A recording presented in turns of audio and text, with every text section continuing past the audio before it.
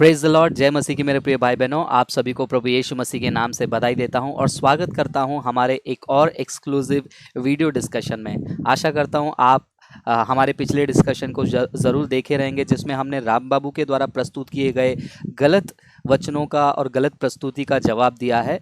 और उस वीडियो में सिर्फ उनके गलत प्रस्तुत किए हुए वचनों का सही जवाब ही नहीं, बल्कि उसके साथ साथ प्रभु भोज का मुख्यता क्या है उसके बारे में भी हमने चर्चा किया है। अगर आप तक वो वीडियो आपने नहीं देखा है तो मैं आपसे रिक्वेस्ट करता हूँ वो वीडियो को देखिए, क्योंकि काफ़ी चीज़ें जो है आपको सीखने मिलेगा। आज भी एक विशेष मुद्दे के लिए हम यहाँ पर आपके साथ जुड़े हैं और ये मुद्दा जो है बात करना बहुत ज़रूरी है। आजकल हम देख रहे हैं लॉकडाउन है या फिर लॉकडाउन हो या नहीं हो, काफ़ी सारे लोग जो हैं फेसबुक और यूट्यूब फ्री होने के कारण अपना अपना पेज अपना अपना चैनल क्रिएट कर देते हैं और प्रचार करना शुरू कर देते हैं। तो आज इस वीडियो डिस्कशन में जो है हम प्रचार के बारे में बात करने वाले हैं, प्रीचिंग के बारे में बात करने वाले हैं। यानी कि प्रचार कौन कर सकता है, कौन नहीं कर सकता है, प्रचार के मुद्दे क्या क्या हैं, उसके बारे में हमें क्या जानना ज़रूरी है एक विश्वासी को। क्योंकि आज हम देख पा रहे हैं सोशल मीडिया में रैंडमली कोई भी बाइबल स्टडी चला रहा है, जूम मीटिंग चला रहा है, लाइव जाकर प्रीच कर रहा है और काफ़ी सारे लोग उनको फॉलो कर रहे हैं और पता भी नहीं चलता है कि उनकी प्रीचिंग सही है या नहीं, लेकिन फॉलो करने लग जाते हैं। तो आज इस वीडियो में हम इसी बात को जो है गहराई से डिस्कस करने वाले हैं और ये बात को डिस्कस करने के लिए हमारे साथ आज भी जो है पास्टर मोनीश जो हैं लाइव लखनऊ से जुड़े हैं, जिनको मैं अभी स्क्रीन पे इनवाइट करना चाहूँगा। तो yes pastor Monish, welcome live. तो जय मसीह। आप सबको फिर से प्रभु यीशु मसीह के नाम में बधाई देते हैं और स्वागत करते हैं। यस तो पास्टर मोनीश, जैसा मैंने इंट्रोडक्शन में कहा, आजकल हम ये देख पा रहे हैं कि बहुत सारे लोग फेसबुक और यूट्यूब पर जो है प्रचारक बन जाते हैं। जब उनको बेसिक चीज़ों को स्टडी करने कहा जाता है, जब उनको कहा जाता है कि आप बाइबल को रीड करके उसको रिसर्च करो, आप अपोलोजेटिक्स टॉपिक पे स्टडी करो, ये सब करना बहुत कठिन मानते हैं। लेकिन बहुत आसान तरीका क्या हो जाता है, एक दो टॉपिक को लेकर कि प्रभु तुमको बल देगा, तुम्हारा मन टूटा हुआ है तो तुम्हारे मन को सही कर देगा, तुम निराश हो, निराशा को दूर करने वाला प्रभु यीशु मसीह, ऐसे कुछ दो तीन वचनों को यहाँ वहाँ से आर्टिकल से पढ़ लिया या फिर किसी प्रचारकों को सुन लिया या फिर खुद के टेस्टिमनी को जो है प्रीचिंग बनाकर आज हम देख पा रहे हैं काफ़ी सारे ऐसे जवान लड़के लड़कियां, बच्चे, पास्टर्स के बच्चे, पास्टर्स की बेटियां जो छोटे हैं, और आजकल कुत्ता भी प्रचार करने आ गया है स्टेज पर, हम देख पा रहे हैं। तो ये प्रीचिंग का जो सिग्निफिकेंस है कहीं ना कहीं मेरे हिसाब से आज क्रिश्चियनिटी में जो है उसको एकदम डाउन प्ले किया जा रहा है, उसका सिग्निफिकेंस समझा नहीं जा रहा है, उसको उतना हल्के में लिया जा रहा है। क्योंकि मैं मानता हूँ कि प्रीचिंग एक ऐसा रिस्पॉन्सिबिलिटी है क्या, या फिर प्रीचिंग एक ऐसा एक्ट है जिसके द्वारा लोगों की ज़िंदगी बदल सकती है, जिसके द्वारा परमेश्वर लोगों से बात करते हैं। और हम अर्ली चर्चेस को देख रहे हैं किस प्रकार प्रीचिंग, एक्सहॉर्टेशन, टीचिंग के द्वारा कलीसिया बड़ी है। लेकिन आज उस प्रीचिंग को जो है बहुत सारे लोग लाइटली ले रहे हैं। तो मैं चाहूँगा पास्टर मोनीश आज हम इसी पॉइंट पर डिस्कस करें कि रैंडमली फेसबुक पर लाइव जाकर प्रचार करना, और जब पूछते हैं तो उलट कर हमसे ही पूछते हैं कि तुम कहना क्या चाहते हो, कि तुम पहले प्रीच करने से पहले स्कॉलर बन जाओ, थियोलॉजन बन जाओ, या फिर बाइबल स्टडी का एकदम विद्वान बन जाओ। और हैरानी मुझे तब होती है जब पास्टर्स क्या कर रहे हैं, अपने प्लेटफॉर्म को मिसयूज़ करते हैं, लाइव जाकर अपने छोटे छोटे बच्चे, 8 साल 9 साल 10 साल के बच्चों को जो है प्रचार करवाते हैं। तो मैं चाहूँगा कि पास्टर मोनीश, आप इतने साल से सेवा कर रहे हैं, मिनिस्ट्री में हैं, आपका अनुभव, आपका स्टडी और आपका पर्सपेक्टिव क्या है इस प्रीचिंग को लेकर, वो हमारे बीच में आप शेयर कर सकते हैं आज। हम लोग इसी इन पॉइंट्स को आज हम लोग देखेंगे। सबसे पहले जिससे पहले हम शुरू करते हैं कि प्रीचिंग क्या है क्या नहीं। एक पद है जिसको कई बार लोग बहुत यूज करते हैं और उसको जस्टिफाई करते हुए वो प्रीच करना शुरू कर देते हैं या बाइबल स्टडी देना शुरू कर देते हैं, और वो है पहला तीमुथियुस उसका 3रा अध्याय और उसका पहला पद। जहाँ पे जब पौलुस तीमुथियुस को पत्र लिख रहे हैं तो कह रहे हैं कि ये बात सत्य है कि जो अध्यक्ष होना चाहता है वो एक भले काम की इच्छा करता है। तो 1 तिमोथी चैप्टर 3 वर्स 1, जो अध्यक्ष होना चाहता है या शिक्षक बनना चाहता है, पास्टर बनना चाहता है, अगुवा बनना चाहता है, वो एक भले काम की इच्छा करता है। तो केवल इस वर्स को लेके कई बार लोग बहुत आर्ग्यू करते हैं या फिर जस्टिफाई करते हैं कि बाइबल में तो लिखा है कि ये एक भली इच्छा है, तो अगर हमने भली इच्छा रखी है तो फिर आप क्यों मना कर रहे हैं या फिर क्यों ऑब्जेक्ट कर रहे हैं। लेकिन अगर हम इसको ध्यान से थोड़ा स्टडी करें और समझें कि तिमुथियुस ने तिमुथियुस को जब पौलुस ने इस चिट्ठी को लिखा, इस पत्र को लिखा, इसका उस समय में एक अध्यक्ष बनना या फिर उस समय में एक पास्टर बनना कैसा हुआ करता था, अगर हम उसको समझ जाएँगे आज, तो फिर आज हो सकता है बहुत सारे लोग प्रीच करना या पास्टर बनना, उनमें से हो सकता है 90% या 95% लोग बोले कि हमको नहीं बनना है। क्योंकि वो एक इतना ज़बरदस्त पर्सिक्यूशन का टाइम था और इतने लोग मसीह विश्वास के पास्टर मोनिश, विरुद्ध। वो लाइन को आप दोबारा रिपीट कर सकते हैं, क्योंकि बीच में थोड़ा सा लैग हो गया था तो आपका वॉइस कट हो गया। आपने वो स्टेटमेंट को फिर से रिपीट कर सकते हैं? मैं ये कह रहा हूँ कि अगर हम समझ जाएँ कि वास्तव में जब तिमुथियुस को पौलुस ने ये पत्र लिखा, और लिखते हुए कहा कि जो कोई अध्यक्ष बनना चाहता है वो एक भली इच्छा रखता है। अगर हम उस समय के परिस्थिति को समझें कि जिस परिस्थिति में होके या जिस परिस्थिति में रहते हुए ये पत्र लिखा गया था, हो सकता है आज जो लोग कहते हैं कि हम प्रीचिंग करना चाह रहे हैं, पास्टर बनना चाह रहे हैं, उसमें से 90 या 95% लोग कहेंगे कि नहीं, हमको नहीं बनना है।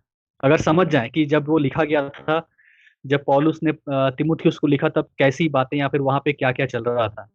और हिस्टोरिकली जब हम जाते हैं उस जगह पे या फिर उस समय को जानने की कोशिश करते हैं, अध्ययन करते हैं, पढ़ते हैं, हम पाते हैं कि ये वो एक बहुत बड़ा पर्सिक्यूशन का समय था। वहाँ पे प्रीचिंग करना आसान बात नहीं थी, जैसे आज है कि आप फ़ेसबुक में बैठ गए, आप लाइव आ गए या फिर लोगों के बीच में चले गए। और वहाँ पे प्रीचिंग करना मतलब उस समय प्रीचिंग करना या प्रचारक बनना, पास्टर बनना मतलब एक बहुत बड़ा जोखिम था। क्योंकि आपको कभी भी पकड़ के वो लोग ताड़ना दे सकते थे, कभी भी रोम का सरकार, वहाँ का जो वहाँ पे जो सरकार था, वो कभी भी आपके ऊपर प्रोसिक्यूट आपको कर सकता है। और इतना आसान नहीं था क्योंकि ना तो कोई बेनिफिट भी था कि अच्छा प्रीचिंग करने के लिए चले गए तो अब बहुत कुछ पैसा मिल रहा है, बहुत नाम मिल रहा है। उल्टा प्रीचर्स लोगों को उस समय में जब तिमुथियुस को लिखा गया था, बहुत ही घृणा के भावना से देखा जा रहा था और साथ ही साथ बहुत गलत टीचिंग्स वहाँ पे थे। तो प्रीचर बनना या टीचिंग करना उस समय में जब ये लिखा गया था, इसका मतलब ये था कि आप एक बहुत बड़े खतरनाक मिशन में पैर रख रहे हैं, कदम रख रहे हैं। तो अगर हम वैसे चीज़ को समझें तो आज हो सकता है उतना खतरनाक काम कोई करना नहीं चाहेगा। क्योंकि आज जो प्रीचिंग है या प्रीचर बनना है, टीचर बनना एक बहुत आरामदायक चीज़ को दिखाता है कि अरे आप आराम से बैठ के कुर्सी पे, कहीं पे स्टूडियो में बैठ गए, फ़ोन ऑन कर लिया, फ़ेसबुक में लाइव चले गए, प्रीचिंग कर लिया, लोग सुन के खुश हो गए, आप भी खुश हो गए। जैसा आपने कहा शुरुआत में, यहाँ से वहाँ से 2-3 टॉपिक लिया, जोड़-जाड़ दिया और फिर उसको प्रस्तुत कर दिया। तो करने के बाद आप भी खुश, वो लोग भी खुश, तो वैसा माहौल नहीं था। तो इस चीज़ को सबसे पहले मैं बताना चाहूँगा कि हम पहले समझें कि वास्तव में जब कहा जा रहा है कि एक अध्यक्ष बनने की इच्छा रखना, एक शिक्षक बनने की इच्छा रखना एक भली इच्छा है, वो भली इच्छा का मतलब क्या था और उसका संदर्भ क्या था? और एक और बात मैं क्लैरिफाई करना चाहूँगा, क्योंकि लोगों को लगता होगा कि यार ये फ्रांसिस तुमको ना हर चीज़ में प्रॉब्लम दिखता है कि ये मत करो, वो मत करो, इसका ऐसा करो, उसको वैसा करो। बात यहाँ पर प्रॉब्लम की नहीं मेरे प्रिय भाई बहनों, बात यहाँ पर समझ की है। हो सकता है आज आप सभी को जो है हमारी बातें नहीं लगती होंगी कि ये लोग ये कह रहे हैं कि प्रचार मत करो, उनको बोल रहे हैं कि वो मत करो, उनको बोल रहे हैं कि मांडी पे कुत्ता मत रखो, प्रभु भोज ऑनलाइन मत लो। मतलब ये फ्रांसिस का प्रॉब्लम नहीं है। प्रॉब्लम आज क्या है कि हम क्रिश्चियनिटी जो ओरिजिनल वे में है उसको हम समझ नहीं पा रहे। आज इंडिया में और पूरे वर्ल्ड में जो है हम एक डिस्टॉर्टेड वर्जन क्रिश्चियनिटी को लेकर ज़िंदगी जी रहे हैं। डिस्टॉर्टेड वर्जन का मतलब क्या है? एक एक्चुअल क्रिश्चियनिटी है, वो एक्चुअल क्रिश्चियनिटी आज देखने नहीं मिल रहा है। जैसे पास्टर मोनिश ने प्रीचिंग के बारे में कहा, प्रीचिंग एक ऐसा रिस्पॉन्सिबिलिटी होता है, एक जोखिम का काम है। तो लोग कहेंगे कि अरे क्या तुम मतलब ये कह रहे हो कि तुम प्रचार मत करो, अपना मुंह बंद करके बैठो। नहीं, हम आपको प्रचार करने से डिस्करेज नहीं कर रहे हैं। हम आपको बस ये कह रहे हैं कि जो भी चीज़ आप करने जा रहे हैं उसका अहमियत पहला समझिए, उसका पर्पस पहला समझिए, उसका सिग्निफिकेंस समझिए। उसकी सिग्निफिकेंस को समझे बिना आप आगे जाएंगे तो उसमें कोई भी फ़ायदा आपको नहीं होगा। और हैरानी वाली बात तब आ जाती है जब इलॉजिकल आर्ग्यूमेंट सामने लेकर आ जाता है। जैसे कहा जाता है कि मतलब हम तो आपने पर्सनली परमेश्वर ने हमको जो सिखाया, ये पॉइंट के ऊपर पास्टर मोनिश मैं चाहूँगा आप थोड़ा सा टच करें। परमेश्वर ने हमको जो सिखाया, पवित्र आत्मा ने जो हमको बताया, वो हम लोगों के बीच में शेयर कर रहे हैं, तो क्या प्रॉब्लम है? तो इसके लिए स्टडी इतना रिसर्च करने की ज़रूरत क्या है? स्कॉलर बनने की ज़रूरत क्या है? थियोलॉजन बनने की ज़रूरत क्या है? पॉइंट यहाँ पर स्कॉलर थियोलॉजन की नहीं मेरी भाइयों। एक छोटा सा पॉइंट मैं बता देता हूँ आपको। अगर कोई व्यक्ति ये कहे कि मैंने पर्सनली बहुत सारे दवाओं का रिसर्च किया है और मैंने 2-3 लोगों को खिलाया, वो ठीक हो गया, तो चलो मैं अस्पताल खोल लेता हूँ और मैं लोगों को ऑपरेशन करना शुरू कर दूंगा, लोगों को दवाइयाँ देना शुरू करूंगा, क्या ये उचित होगा? आप बोलोगे कि नहीं। एक डॉक्टर बनने के लिए, एक सर्जन बनने के लिए आपको उसके ऊपर पढ़ाई करनी पड़ती है, तैयारी करनी पड़ती है, आपको क्वालिफाई होना पड़ता है। जब तक आपको क्वालिफिकेशन के कैटेगरी में नहीं आते हो, क्वालिफाइड कैटेगरी में नहीं आते हो, आप डॉक्टर नहीं बन सकते। गाड़ी चलाने की इच्छा है, गाड़ी का नॉलेज रखना अलग होता है, गाड़ी को चलाने का अनुभव अलग होता है। तो कुछ लोग जानते हैं कि हाँ, स्टीयरिंग घुमाने से गाड़ी कंट्रोल में रहेगी, एक्सीलेटर दबाने से गाड़ी आगे भागेगी, ब्रेक दबाने से गाड़ी रुकेगी, लेकिन क्या ये नॉलेज काफ़ी है? अगर ये नॉलेज काफ़ी है तो गाड़ी में बैठ कर एक इंसान जो है सीधा जाकर कहीं ठोकर ही खाएगा। तो प्रीचिंग भी कुछ इसी प्रकार है, जानना अलग होता है और उसको हैंड्स ऑन एक्सपीरियंस, यानी कि उसका सिग्निफिकेंस, मतलब उसको हैंडल करने का तरीका आपको आना चाहिए। नहीं तो फिर जैसा खाली पढ़कर जाकर गाड़ी में बैठा, वैसे ही मुझे जो परमेश्वर ने जो सिखाया वो समझकर मैं गाड़ी में बैठ गया, ऐसा हो जाएगा।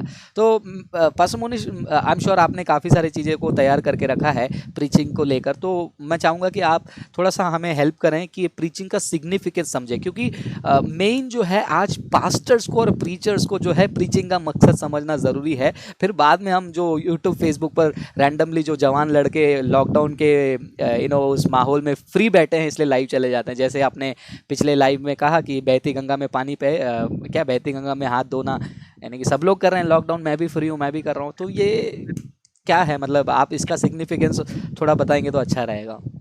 हाँ, तो हम पहले आपके उस वाले पॉइंट पे थोड़ा बात करेंगे जहाँ पे आपने कहा कि कुछ लोगों को लगता है कि अच्छा मैंने ये सीख लिया तो फिर मैं लोगों को बताऊंगा, और फिर हम लोग हो सकता है थियोलॉजिकल पॉइंट पे जाएंगे कि क्या थियोलॉजी सीखना ज़रूरी है या बाइबल कॉलेज में जाना ज़रूरी है, और फिर हम उसके बाद प्रीचिंग के सिग्निफिकेंस में जो पॉइंट्स आते हैं उसको धीरे-धीरे देखेंगे।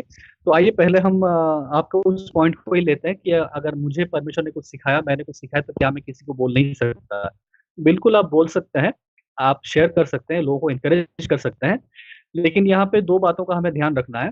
एक होता है जब भी हम बाइबल पढ़ते हैं या हम सीखते हैं या अपना स्टडी कर रहे हैं, जो भी है, इसमें कई बार लोग एक सब्जेक्टिव मीनिंग को निकालते हैं और कई बार लोग एक ऑब्जेक्टिव मीनिंग को निकालते हैं। तो जब हम सब्जेक्टिव मीनिंग की बात करते हैं, इसका मतलब ये होता है कि व्यक्ति विशेष, यानी कि मैं, सब्जेक्ट इंग्लिश में है और हिंदी में इसका मतलब है मैं। तो मैंने सीखा, ठीक है? तो मैंने बाइबल पढ़ा, कुछ बातें मैंने सीखी क्योंकि ये मेरे लिए एप्लीकेबल हुआ। तो ये हो गया एक सब्जेक्टिव पर्सपेक्टिव, दृष्टिकोण। एक होता है ऑब्जेक्टिव पर्सपेक्टिव। ऑब्जेक्टिव पर्सपेक्टिव है कि वस्तु विशेष, यानी कि एक्चुअली जो चीज़ है उसके बारे में जानना।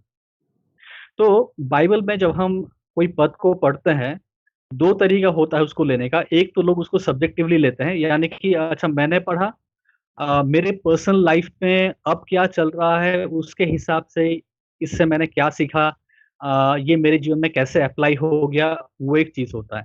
और दूसरा होता है ऑब्जेक्टिव, यानी कि आप उस पैसेज को पढ़ते हैं, उसके मीनिंग को समझते हैं, इसको हम लोग दूसरे वर्ड में कहते हैं कि एक्सेजिस। तो हम उसको कॉन्टेक्स्ट को समझते हैं, उसके बैकग्राउंड को समझते हैं और एक्चुअली वो चीज़ क्या है उसको समझते हैं। फॉर एग्ज़ाम्पल मत्ती 7 का 7 में लिखा है कि ढूँढो तो तुम्हें मिलेगा, खटखटाओ तो तुम्हारे लिए खोला जाएगा और माँगो तो तुम्हें मिलेगा।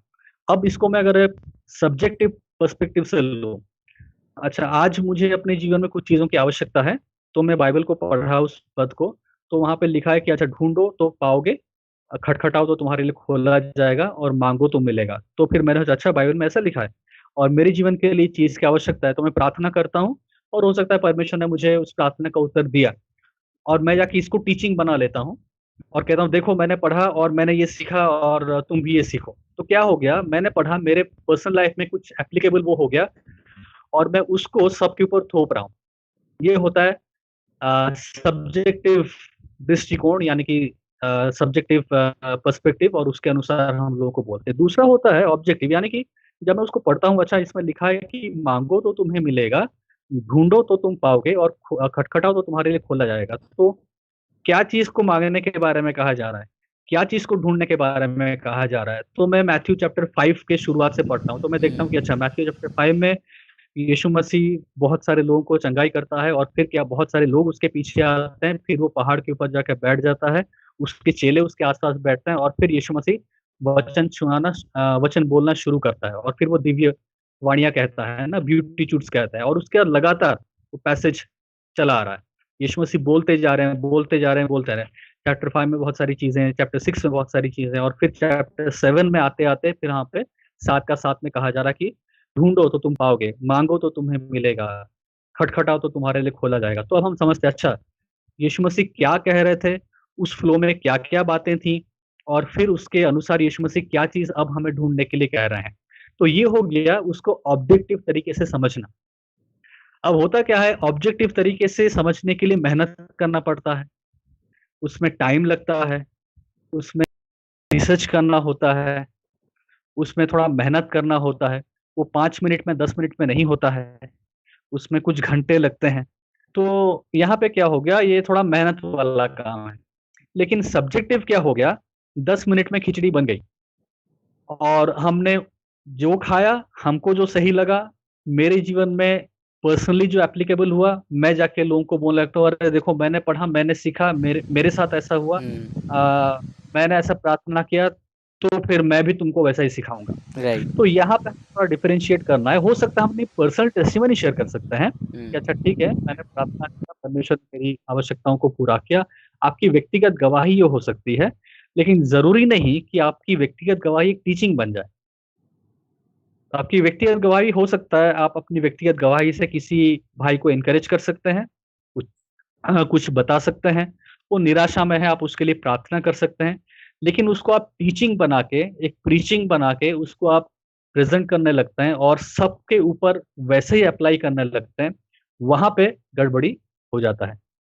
तो ये रहा पहला चीज। हाँ। अ, तो अभी बस मोनिश, एक सवाल जो है वो मेरे दिमाग में आ रहा है, वो ये है कि बाकी चीज़ों में तो बहुत पीछे रहते हैं क्रिश्चियन, स्टडी में, रिसर्च में, कल्ट्स के बारे में पढ़ो, इस्लाम के बारे में, हिंदुइज्म के लिए स्टडी करो, अपोलोजेटिक्स कंटेंट रेडी करो। लेकिन ये प्रचार क्यों करना चाहते हैं, इतने एक्साइटेड क्यों हो जाते हैं प्रचार करने के लिए? मतलब why why do they want to preach? क्योंकि हो सकता है प्रीचिंग में वो लोग जिनको आज तक सुने हैं या जिनको देखते हैं, वो केवल आउटवर्ड चीजों को देख के एक्साइटेड हुए हैं। फॉर एग्जाम्पल, मान के चले आपके एग्जाम्पल लेते हैं, तो लोगों ने देखा कि अच्छा ब्रदर फ्रांसिस जो है, अच्छा लाइव यूट्यूब पे आ जाता है, उनका सब्सक्राइबर है। तो उन्होंने आपके जीवन को देखा, और आपके चैनल को देखा, आपके फेसबुक पेज को देखा, और वहां से उन्होंने, उनको इंस्पिरेशन लगा, और उन्होंने भी सोचा कि चलो ठीक है। लेकिन उन्होंने क्या देखा, आपका सिर्फ आउटवर्ड चीज देखा। लेकिन ये जो चैनल शुरू करने से पहले या फेसबुक पेज शुरू करने से पहले जो सालों का मेहनत था, वो तो नहीं देखा है ना।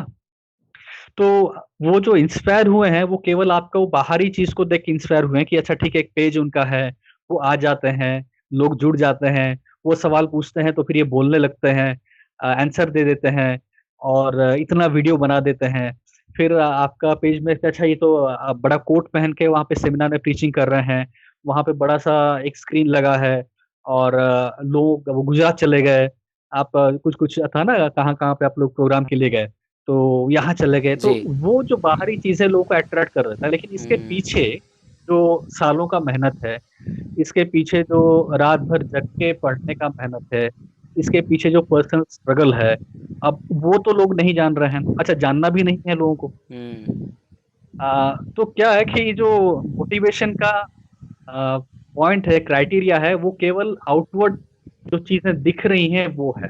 उसके पीछे मेहनत, उसके पीछे जो साल बीते हैं, स्ट्रगल्स बीते हैं, ना परेशानियां हैं, दुख तकलीफ बीता है, अब हुँ। उससे कोई मतलब नहीं। अब वो चीज अगर कहें तो फिर हो सकता है तो बोले नहीं, हमको ऐसा नहीं बनना है। Right, agree, completely agree. तो क्यों यही दिक्कत है कि लोग शायद से देख रहे हैं कि अरे बाप रे ये बोल पा रहे हैं तो मैं भी बोल सकता हूँ, ये प्रचार कर पा रहे हैं। जैसे पास्टर मोनिश ने कहा कि मैं डेफिनेटली आपको ये आश्वासन दिलाना चाहता हूँ कि रैंडमली चलो मुझे फेसबुक चालू करना है, यूट्यूब चालू करना है, ऐसे नहीं चालू किया। मुझे एक समय में ऐसा इच्छा भी नहीं था कि खुद का हमें एक पेज चालू करना है, चैनल चालू करना है। रादर मैं तो उन ऐसे मिनिस्ट्रीज के साथ जुड़कर मैं काम करना चाहता था जहाँ पर मैं उनके साथ मिलकर आगे बढ़ूँ। लेकिन परमेश्वर की मर्जी होती है। तो जैसा पॉइंट पास मोनिश ने कहा, कितने साल जो है मुझे याद है 2012, if I am not wrong, 2011-12 से जो है मैंने 15-16 तक काफ़ी 4 साल 5 साल का काफ़ी गहरी स्टडी की है। फिर उसके बाद थोड़ी बहुत हिम्मत जुटाकर मैंने यूट्यूब चैनल शुरू किया है। फिर फेसबुक पेज भी अगर आप देखोगे, आई थिंक 2 साल पहले ही मैंने फेसबुक पेज भी चालू किया है। तो काफ़ी 6-7 साल का स्टडी और काफ़ी समय लगता है, और ये चीज़ें जो है लोग देखना नहीं चाहते हैं क्योंकि जब वो देखेंगे निराश हो जाएंगे। तो खैर, और कोई पॉइंट्स शेयर करना चाहेंगे पास्टर मोनिश? हाँ, उसमें थियोलॉजी वाला जो आप अभी बात कर रहे थे कि क्या थियोलॉजी पढ़ना ज़रूरी है? क्या बाइबल कॉलेज जाना ज़रूरी है? इसमें भी बहुत सारे लोगों का सवाल होता है कि पवित्र आत्मा मुझे सिखाएगा, तो क्या मुझे बाइबल कॉलेज जाना ज़रूरी है? और जाके वहाँ पे क्या होगा बाइबल कॉलेज में? तो प्रभु ने मुझे चुना है और मुझे बुलाया है, मैं प्रीचिंग कर सकता हूँ, मैं प्रीचिंग करूँगा। थियोलॉजी ट्रेनिंग लेने की आवश्यकता नहीं है। तो यहाँ पे हमें समझना है कि जब हम बाइबल कॉलेज जाने की बात करते हैं या थियोलॉजिकल ट्रेनिंग लेने की बात करते हैं, अ, ये इसका एक टेक्निकल एडवांटेज है, लेकिन साथ-साथ जो मेन चीज़ मुख्य बात है वो ये है कि हम ये नहीं कह रहे हैं कि बाइबल कॉलेज जाने से ही सब कुछ हो जाएगा। क्योंकि बहुत सारे लोग हैं जो बाइबल कॉलेज जाते तो हैं और गए भी हैं और बाइबल कॉलेज में जाने के बाद उन्होंने बहुत डिग्रीज़ भी ली हैं, लेकिन फिर भी वो अपने व्यक्तिगत जीवन में प्रभु को नहीं जाने।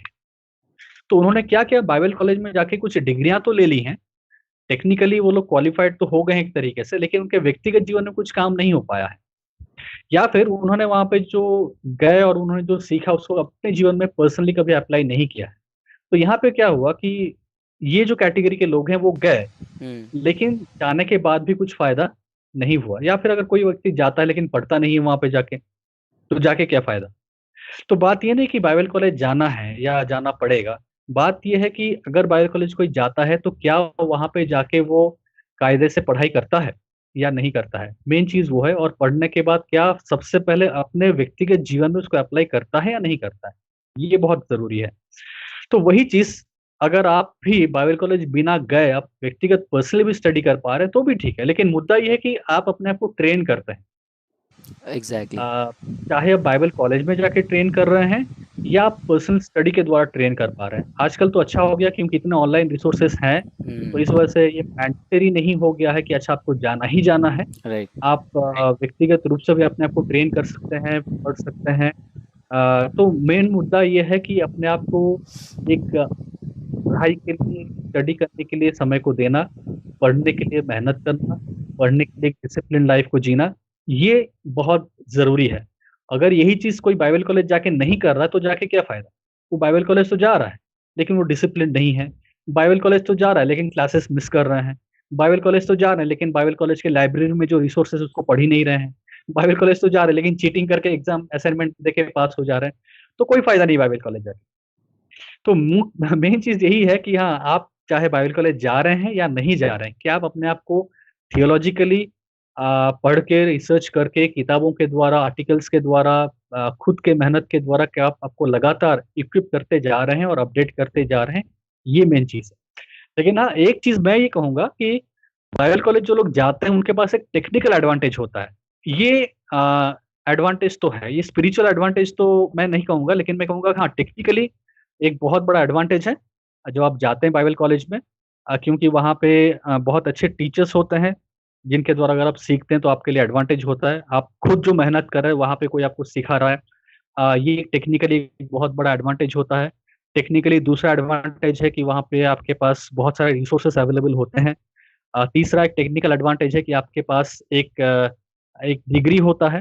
तो फाइनली आगे चल के अगर आप हायर स्टडीज़ में जाना चाह रहे हैं या फिर फॉर एग्ज़ाम्पल आप कोई बाइबल कॉलेज में आके पढ़ाना भी चाह रहे हैं, तो ऑब्वियस सी बात है कि लोग आपको माँगेंगे कि आपके पास क्या है, बाइबल कॉलेज की डिग्री है।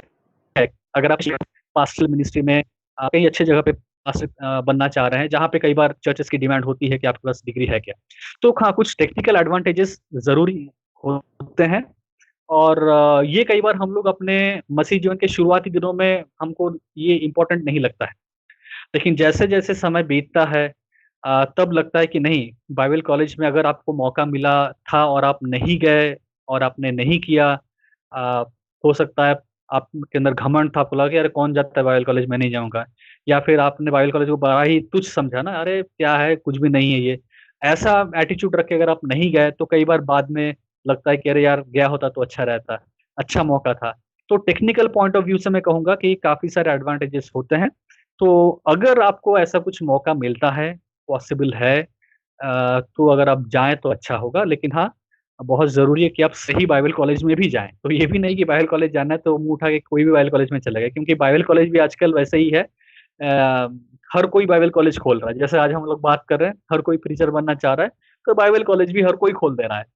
तो वहाँ पे भी हमें ध्यान रखना होगा कि अगर आप जा भी रहे हैं बाइबल कॉलेज में, तो अच्छे से थोड़ा रिसर्च करके, लोगों से पूछ के एक ऐसे कॉलेज में जाएँ, जहाँ पे आप रियली कुछ अच्छे टीचर्स लोगों से सीख पाएँ, और जहाँ का बाइबल कॉलेज का डिग्री एक अ, सर्टिफ़ाइड डिग्री हो, और जिसको बाकी जगह पे लोग एक्सेप्ट भी करते हैं, क्योंकि ऐसे बहुत सारे बाइबल कॉलेजेस हैं जिसकी डिग्री एक्सेप्ट नहीं होती हैं। लोग 3 साल बिता देते हैं, लाखों लाख रुपया खर्चा कर देते हैं, और जो सर्टिफ़िकेट मिलता है उसका कोई वैल्यू नहीं होता, क्योंकि ये लोग रिकॉग्नाइज़्ड बाइबल कॉलेजेस नहीं होते हैं, या रजिस्टर्ड बाइबल कॉलेजेस नहीं होते हैं। तो टेक्निकल पॉइंट ऑफ व्यू में जाएँगे तो बहुत सारा बात है, लेकिन हम उसमें नहीं जाएँगे। लेकिन मेन मुद्दा ये है कि चाहे आप बाइबल कॉलेज जा पा रहे हैं, या आप घर में बैठ के घर पे यहाँ पे हैं, आप अपने आप को थियोलॉजिकली इक्विप करना है, पढ़ते रहना है, अपने आप को अपडेट करते रहना है, और जितना हो सके टाइम देना है, मतलब अपने आप को थियोलॉजिकली चीज़ों में स्ट्रॉन्ग होने के लिए। तो केवल बैठ के अपने पर्सनल एक्सपीरियंस से प्रीचिंग करके हम बहुत दूर नहीं जा सकते हैं। हुँ। जो सब्जेक्टिव अप्रोच है, उसके अनुसार अगर हम प्रीचिंग करते हैं तो कुछ फ़ायदा नहीं होगा। आपने क्या सीखा, आपको क्या लगा, आपको आपके पर्सनल लाइफ़ में क्या हो गया, उससे बहुत लंबा दौड़ आप दौड़ नहीं पाएँगे। आपको टेक्निकली चीज़ों में इक्विप होना होगा, ऑब्जेक्टिवली चीज़ों को समझना होगा, थियोलॉजिकली साउंड होना होगा, थियोलॉजिकली इक्विप होना होगा, ताकि आप लंबे समय तक प्रभु के लिए अच्छे से और फलवंत होके सेवकाई को कर पाएँ। यस। तो ये रहा मेरे प्रिय भाई बहनों पहला सेशन, और इस पहले सेशन में हमने कॉमन ऑब्जेक्शन को जो है आंसर किया है। अब हम मेन मुद्दे में जाएंगे, प्रीचिंग, इसका सिग्निफिकेंस क्या है। इसके मेन मुद्दे में जाने से पहले मैंने सोचा कि थोड़ा समय हम स्पेंड कर लें कॉमन ऑब्जेक्शन के ऊपर बात करने के लिए, क्योंकि क्या हो जाएगा, आप अगर पहले ही हम उसके सिग्निफिकेंस को डिस्कस करना शुरू करेंगे, कुछ लोगों का आदत होता है कि अरे ये लोग तो बोलते जाएंगे और एंड तक वो नहीं सुनेंगे। इसलिए हमने सोचा पहले जो कॉमन चीज़ें लोगों के दिमाग में कन्फ्यूजन बन के आती है उसको हमने क्लियर किया। आशा करता हूँ आपको समझ में आया। अगर और भी आपको इस टॉपिक को लेकर क्लैरिफिकेशन चाहिए तो बिंदास आप कमेंट में पूछ सकते हैं, या फिर बेहतर होगा कि हमारे फेसबुक पेज पर आकर अभी तक का जो डिस्कशन हुआ है उसके ऊपर पूछ सकते हैं, और आगे जो डिस्कशन होने जा रहा है उसके ऊपर भी आप पूछ सकते हैं। तो ये रहा कॉमन ऑब्जेक्शन।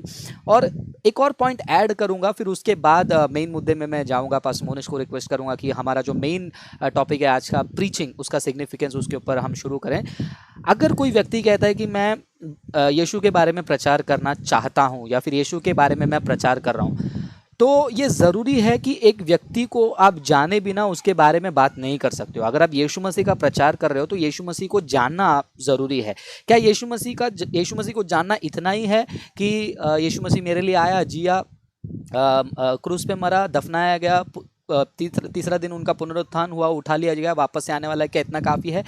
ये जो है स्टेप 1 है एक व्यक्ति के लिए उद्धार पाने के लिए। अगर ये स्टेप 1 में ही आप प्रचारक बनना चाहते हो, आप प्रीच करना चाहते हो, ऐसा नहीं चलता है। अगर आप गॉस्पल के आधार पर बात करते हो तो इतना काफ़ी है शुरुआत करने के लिए एक इंसान को। लेकिन अगर आप गॉस्पल से बढ़कर लोगों को प्रीच करना चाहते हो, लोगों को टीच करना चाहते हो, तो आपको जानना पड़ेगा कि यीशु मसीह का जन्म कैसे हुआ, यीशु मसीह कुंवारी के द्वारा क्यों जन्मा, यीशु मसीह का व्यक्तित्व क्या है, यीशु मसीह का अस्तित्व क्या है, यीशु मसीह का मनुष्यत्व क्या है, है, इंसान की डेप्रेविटी क्या है, यीशु मसीह का शारीरिक रूप में पुनरुत्थान होना कितना ज़रूरी था, उनका शारीरिक रूप में बलिदान होना कितना ज़रूरी था। ये काफ़ी मुद्दे हैं मेरे प्रियो। अगर ये सब बातों को जाने बिना आप यीशु को प्रस्तुत कर रहे हो तो आप अपना एक इमेजिनरी यीशु को प्रस्तुत कर रहे हो, ना कि बिब्लिकल यीशु को प्रस्तुत कर रहे हो। अगर आप मेरे बारे में कहीं और जाकर किसी के पास बोलना चाहो तो आपसे वो लोग यही पूछेंगे तो क्या उस व्यक्ति के बारे में तुम पूरा जानते हो क्या? आप बोलोगे नहीं नहीं, यूट्यूब पे देख कर आया।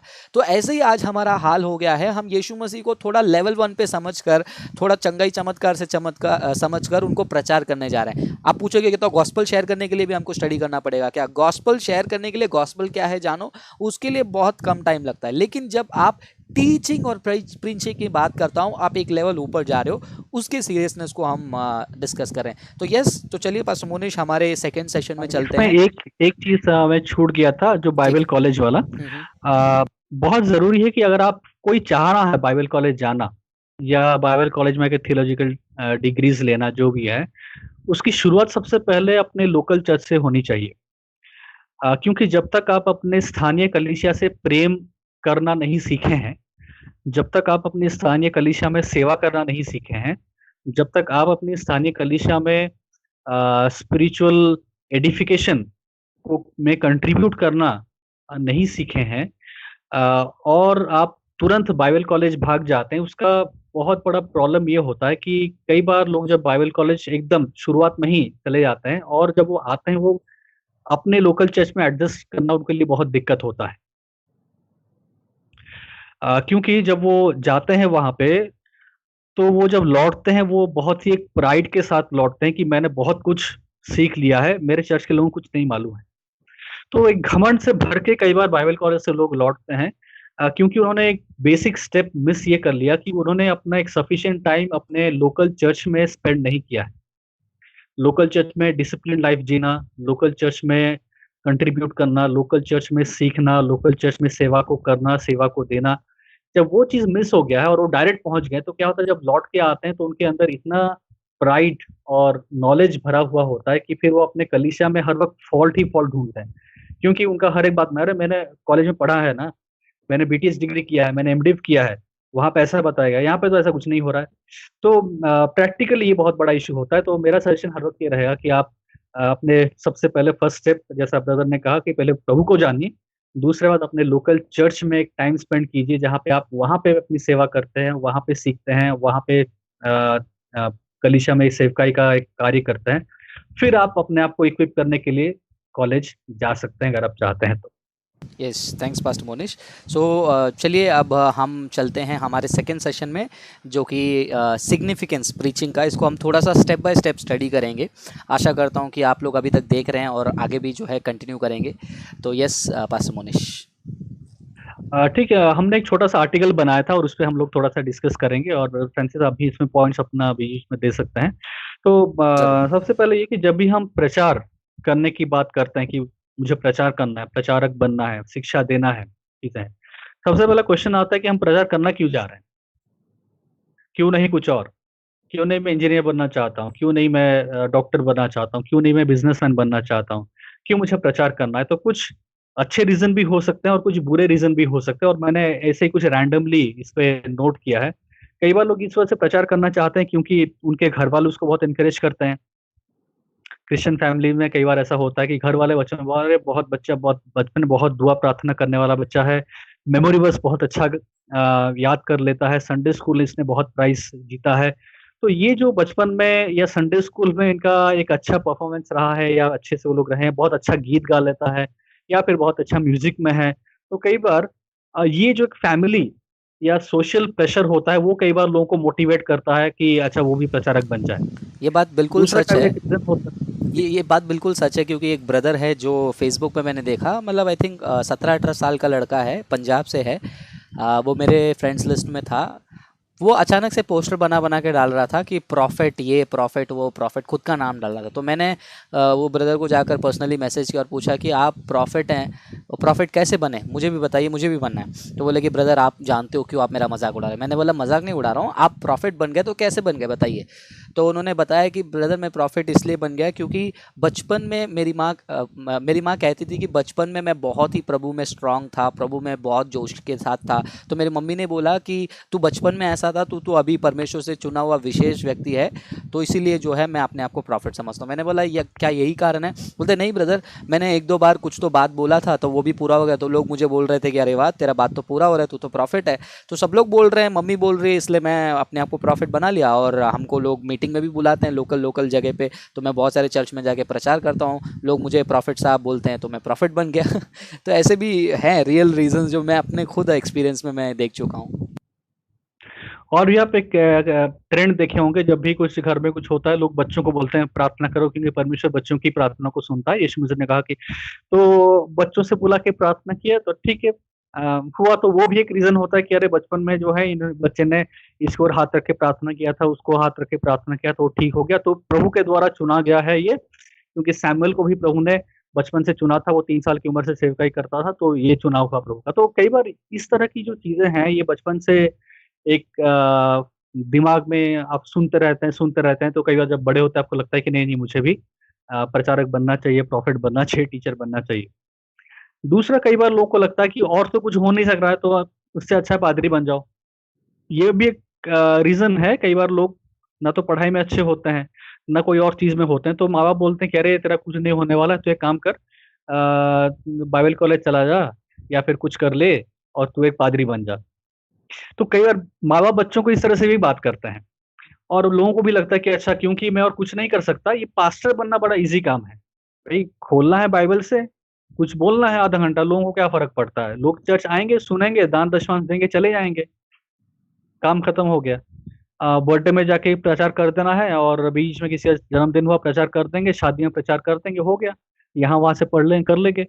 तो ये भी एक लोग इस वजह से भी सोचते हैं कि कुछ और नहीं हो रहा है, तो सबसे इजीएस्ट जॉब है प्रीचर, पास्टर बन जाओ, प्रचारक बन जाओ। तीसरा, कई बार लोग अपने जीविका के लिए बनते हैं, मतलब लाइवलीहुड रीजन है। वो इसको एक सेवा नहीं, लेकिन इसको एक प्रोफेशन के रूप में लेते हैं। जिस तरह एक इंजीनियर होना एक प्रोफेशन है, एक डॉक्टर होना प्रोफेशन है, उसी तरह रिलीजियस एक्टिविटी एक प्रोफेशन है। तो मैं बाइबल कॉलेज जाऊंगा, 4 साल का कोर्स करूंगा, फिर आके ये वाला चर्च ज्वाइन करूंगा, 4 साल वहां पे मैं बिताऊंगा, फिर फंड रेस करूंगा, फिर विदेश जाके एमटीएच कर लूंगा, फिर वहां पे कोई बड़े से चर्च में सेट हो जाऊंगा। ऐसा बहुत सारे लोग करते भी हैं। और और फिर ये फंड रेस। और ये हार्श रियलिटी है मेरे प्रिय भाई बहनों। आप लोग बोलते रहेंगे कि ब्रदर ऐसा कैसे बोल सकते हो सकता है आप अपने उस इलाके में खाली एक दो पास्टर्स को देखे रहेंगे, लेकिन पास्टर मोनिश काफ़ी टाइम से मिनिस्ट्री में, उन्होंने काफ़ी सारे लोगों को देखा है, मैंने भी कुछ लोगों को देखा है, और ये वाकई में सच है। बहुत सारे लोग ये रिलीजन को जो है, क्रिश्चियनिटी को भी एक रिलीजन समझकर उसमें भी जो है वो ऐसे ऐसे इंटेंशन के साथ रहते हैं, तब जाकर तो क्रिश्चियनिटी में फॉल्स टीचिंग्स आते हैं। आपको क्या लगता है कोई ऐसे ही आ जाएगा? तो बाइबल भी इस बात को कहती है, राइट? उनका भगवान क्या है? उनका भगवान उनका पेट है। तो ये हार्श रियलिटी है, तो आप ये मत सोचिए कि हम डायरेक्टली ऐसे जनरलाइज करके बोल सकते हैं। और फिर जब विदेश जाते हैं, विदेश में फिर हो सकता है कि वहां पे किसी से शादी करते हैं, और फिर उसके बाद वो लोग अपना मिनिस्ट्री सेटअप करते हैं, तो ऑर्गेनाइजेशन फिर सेट हो जाता है। तो कई बार लोग प्रोफेशनली इसको लेते हैं। ऐसा नहीं कि सब लोग ऐसे हैं, लेकिन बहुत सारे लोग ऐसे भी हैं जो प्रोफेशनली इस तरह से सोचते हैं, और अपने मसीह जीवन में प्रीचिंग और टीचिंग एक प्रोफेशन के रूप में लेते हैं, और ऐसा पूरा कैलकुलेट करके चलते हैं। चौथा रीजन ये है, बहुत सारे लोग बोलते हैं नहीं मेरी बुलाहट है, परमेश्वर ने मुझे दर्शन दिया है, मेरे ऊपर भविष्यवाणियां हुई हैं। मैं उस मीटिंग में गया था, तो वहाँ पे कोई प्रॉफिट आए थे, उन्होंने मेरे ऊपर हाथ रख के प्रार्थना किया, और मैं करंट सा मेरे बॉडी में दौड़ गया, या फिर मैं वहाँ पे ये होके गिर गया, और उसके बाद से ये कंफर्म हो गया कि मुझे बुलाहट है, मैं इसलिए प्रचारक बनूंगा। ये भी रीजन है जिस वजह से लोग बनना चाहते हैं।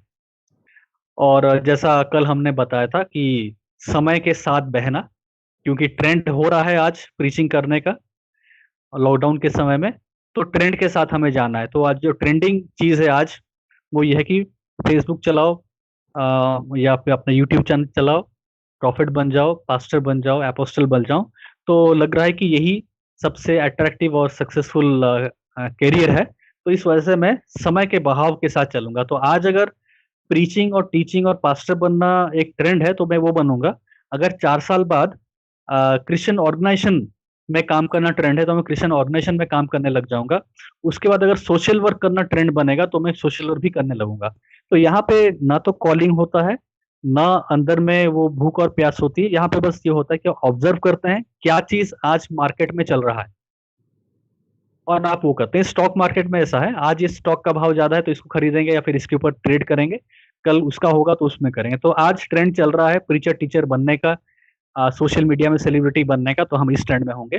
कल को सोशल वर्क का ट्रेंड होगा तो हम सोशल वर्क में चले जाएंगे। आ, उसके बाद चैरिटी वर्क का हो तो चैरिटी वर्क में चले जाएंगे। तो ये बेसिक ट्रेंड्स हैं या रीजंस हैं जिस वजह से लोग प्रीचिंग करना चाहते हैं। इसके बाद आइए हम लोग देखेंगे कि जब हम प्रीचिंग की बात करते हैं उसमें क्या क्या मुख्य बातें आती हैं। ठीक है, शुरू करेंगे फिर हम लोग। यस पास्टर मोनिश, हम लोग शुरू करेंगे। ठीक है, तो सबसे पहले हम लोग देखेंगे कि प्रीचिंग का एम क्या है। द एम ऑफ प्रीचिंग, जब हम प्रचार करने की बात करते हैं इसका लक्ष्य क्या होता है। तो मैंने यहाँ पे लिखा है, सबसे फर्स्ट एंड फॉरमोस्ट हमें समझना है कि preaching is not about sharing personal experience, motivational speech and making others feel better. तो प्रीचिंग का एम ये नहीं है कि मुझे लोगों को खुश करना है। प्रीचिंग का एम ये नहीं है कि मैं मोटिवेशनल स्पीच दूं, या प्रीचिंग का एम ये नहीं है कि मैं अपने व्यक्तिगत अनुभवों को शेयर करूं।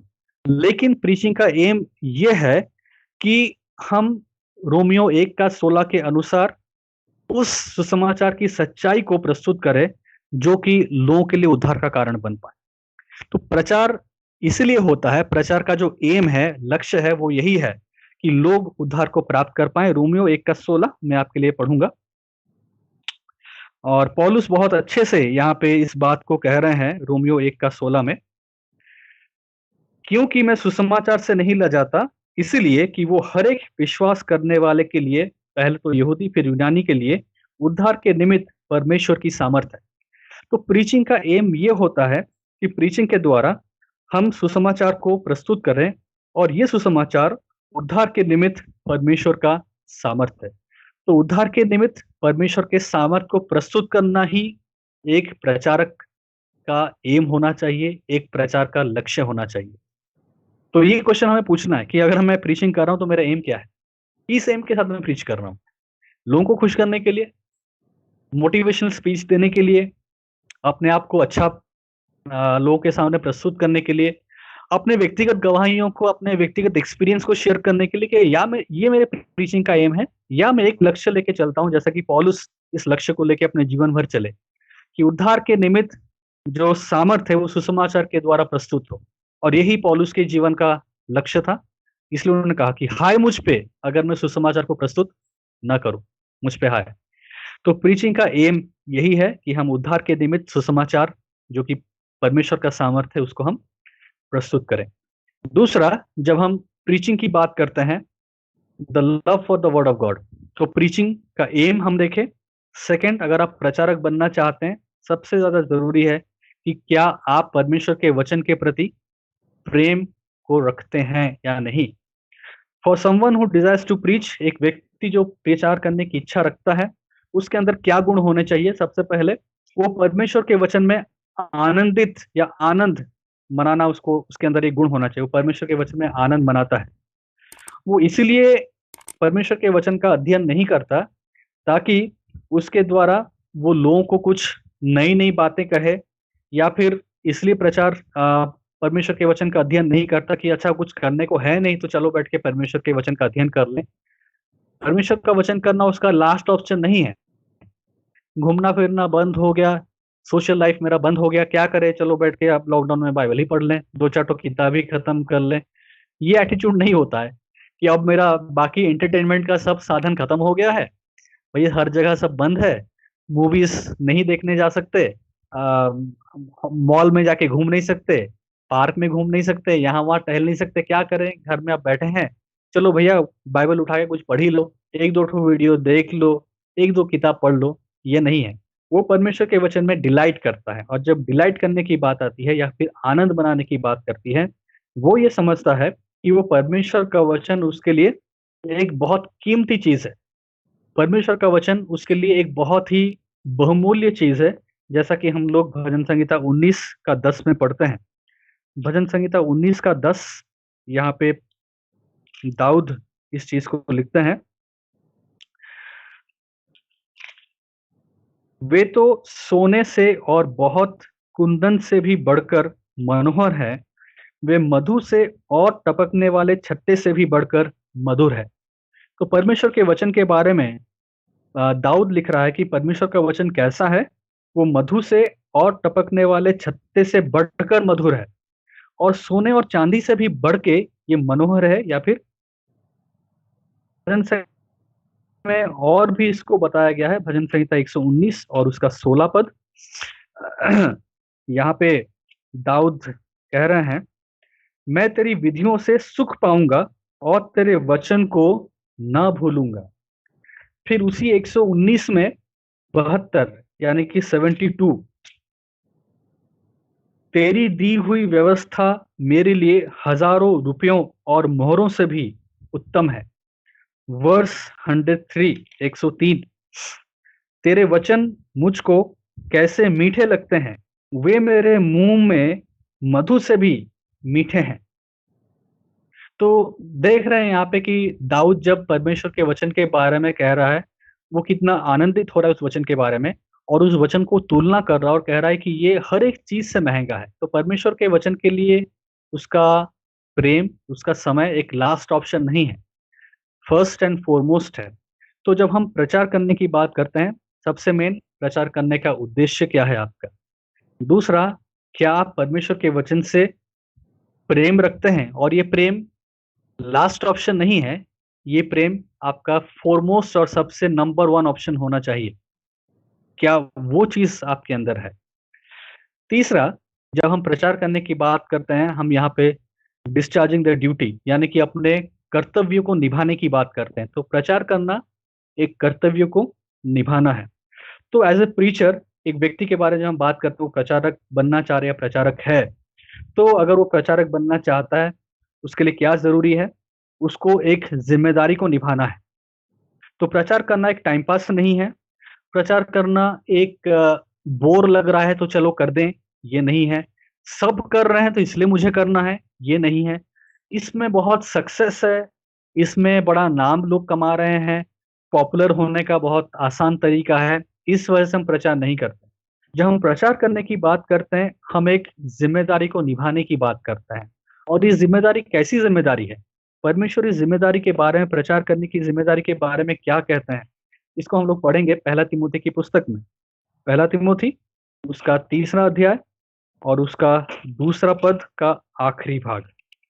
पहला तिमोथी उसका 3रा अध्याय, 3रे अध्याय का 2रा पद और 2रे पद का आखिरी हिस्सा। सिखाने में निपुण हो, जो लास्ट पार्ट है, ये एक ऐसी जिम्मेदारी है जो निपुणता की मांग करता है। इंग्लिश में लिखा है he must be apt for teaching. वो निपुण होना चाहिए। अगर आप प्रचारक बनना चाह रहे हैं, तो क्या प्रचार में या वचन को प्रस्तुत करने में आप निपुण हैं? इसी चीज को 2 तिमोथी और उसका 2रा अध्याय और उसके 15 पद में भी हम लोग पाते हैं। 2 तिमोथी उसका 2रा अध्याय, सॉरी 2 तिमोथी उसका 2रा अध्याय और उसका 24वां पद। ठीक है, तो 2 तिमोथी 2रा अध्याय उसका 24 पद, और वहां पे भी आखिरी भाग में हम इसी चीज को पाते हैं। प्रभु के दास को झगड़ेलू नहीं होना चाहिए, पर वो सबके साथ कोमल और शिक्षा में निपुण और सहनशील हो। 2 बार पहली पत्री में भी ये कहा जा रहा है, शिक्षा में निपुण। दूसरी पत्री में भी जब पौलुस तिमोथियुस को लिख रहे हैं, वो कह रहे हैं कि एक अगुवे को या फिर एक व्यक्ति को जो प्रचार करना चाहता है, उसके अंदर क्या गुण होना चाहिए? वो शिक्षा में निपुण होना चाहिए। न केवल वो निपुण होना चाहिए, साथ साथ हम देखते हैं वो सुसमाचार के लिए भी खड़ा होना चाहिए, यानी कि डिफेंस फॉर द गॉस्पेल। सुसमाचार की लिए खड़ा होकर जब वो प्रचार करता है, लोगों को जवाब देने के लिए भी उसके अंदर एक इच्छा होनी चाहिए। तो प्रचार करना कई बार केवल अपने अपने लोगों के अंदर लोग प्रचार करके खुश होते हैं, लेकिन जहां तक सुसमाचार के लिए खड़े होने की बात होती है, डिफेंस ऑफ द गॉस्पेल की बात होती है, लोग सवाल उठा रहे हैं उसका जवाब देने की बात आती है, वहां पे लोग कई बार पीछे हट जाते हैं वहाँ पर बोलते हैं क्योंकि कि वो इस प्रार्थना कर जिम्मेदारी। देंगे, उनको छोड़ो हम हाँ, प्रार्थना कर लेंगे। तो हम देखेंगे प्रेरित 6 अध्याय और उसका 8 से 10 पद। प्रेरित 6 अध्याय और उसका 8 से लेके 10 पद। स्तिफनुस अनुग्रह और सामर्थ से परिपूर्ण होकर लोगों में बड़े बड़े अद्भुत काम और चिन्ह दिखाया करता था। तब उस आराधनालय में से जो लिबर्तिनियों की कहलाती थी और कुरेनी और सिदकिरिया और कलिकिया और एशिया के लोगों में से कई एक उठकर स्तिफनुस से वाद विवाद करने लगे, परंतु उस ज्ञान और उस आत्मा का जिससे वो बातें करता था वे सामना ना कर सके। तो स्तिफनुस क्या किया, वो खड़ा हुआ और लोगों के प्रश्नों का जवाब दिया, और कैसे दिया, निपुणता के साथ। इसलिए लोग उसका सामना नहीं कर पाए। और स्तिफनुस चुना किसके लिए गया था? अगर आप 6 पद में पढ़ेंगे तो 7 सेवक जब चुने गए थे उसमें स्तिफनुस था, और ये किस लिए चुने गए थे? प्रचार के लिए नहीं। प्रेरित लोग प्रार्थना और प्रचार के लिए समय दे रहे थे, लेकिन स्तिफनुस को चुना गया था कि वो क्या करे? हॉस्पिटैलिटी, खाने पीने की व्यवस्था को देखना। लेकिन ऐसा नहीं था कि खाने पीने की व्यवस्था को कर रहा था तो अपनी पढ़ाई में ध्यान नहीं दे रहा था। कहीं ना कहीं अपने आप को परमेश्वर के वचन में, शिक्षा में लगातार प्रिपरेशन कर रहा था। और जब समय आया, परमेश्वर ने द्वार खोला, वो खड़ा हुआ, तो समाचार के लिए खड़ा हुआ, लोगों का जवाब दिया, विरोधियों का सामना किया और एक मार्टियर बना। सबसे पहला मार्टियर न्यू टेस्टामेंट में परमेश्वर के लिए अपने प्राण को जो दिया वो स्तिफनुस दिया। शुरुआत कहाँ से हुई? टेबल साफ करना, लोगों को खाना खिलाना। लेकिन उसी बीच वो अपने मुख्य कर्तव्य को नहीं, इसे कहते हैं अगर आपकी प्रचार करने की इच्छा है, दायित्व क्या दिया गया था प्रेरितों के द्वारा? प्रेरित लोगों ने बोला हम प्रार्थना करेंगे, प्रचार करेंगे, लेकिन 7 लोगों को चुनते हैं। जब 7 लोगों को चुनने की बारी है, उसमें भी देखिए 7 लोगों को चुनने के लिए जब वो लोग को चुने गए, उसके लिए भी कुछ क्राइटेरिया था। तो वहां पे क्राइटेरिया क्या था? दूसरे पद से हम लोग पढ़ते हैं, 6 का 2, प्रेरित 6 उसका 2 पद। तब उन 12 ने चेलक की मंडली को अपने पास बुलाकर कहा, यह ठीक नहीं कि हम परमेश्वर का वचन छोड़कर खिलाने पिलाने की सेवा में रहें। इसलिए हे भाइयों, अपने में से 7 सुनाम पुरुषों को जो पवित्र आत्मा और बुद्धि से परिपूर्ण हो चुन लो, कि हम उन्हें इस काम पर ठहरा दें। तो जो खाने पीने की व्यवस्था को देखने वाले लोगों को चुना गया, उनका क्राइटेरिया क्या था? जो लोग आत्मा से परिपूर्ण हो और बुद्धि से परिपूर्ण हो। और फिर उसमें से स्तिफनुस भी था। तो वो लगातार अपनी पढ़ाई को कर रहा होगा, अपने आप को इक्विप कर रहा होगा, जैसे भी हो, लेकिन कर रहा होगा।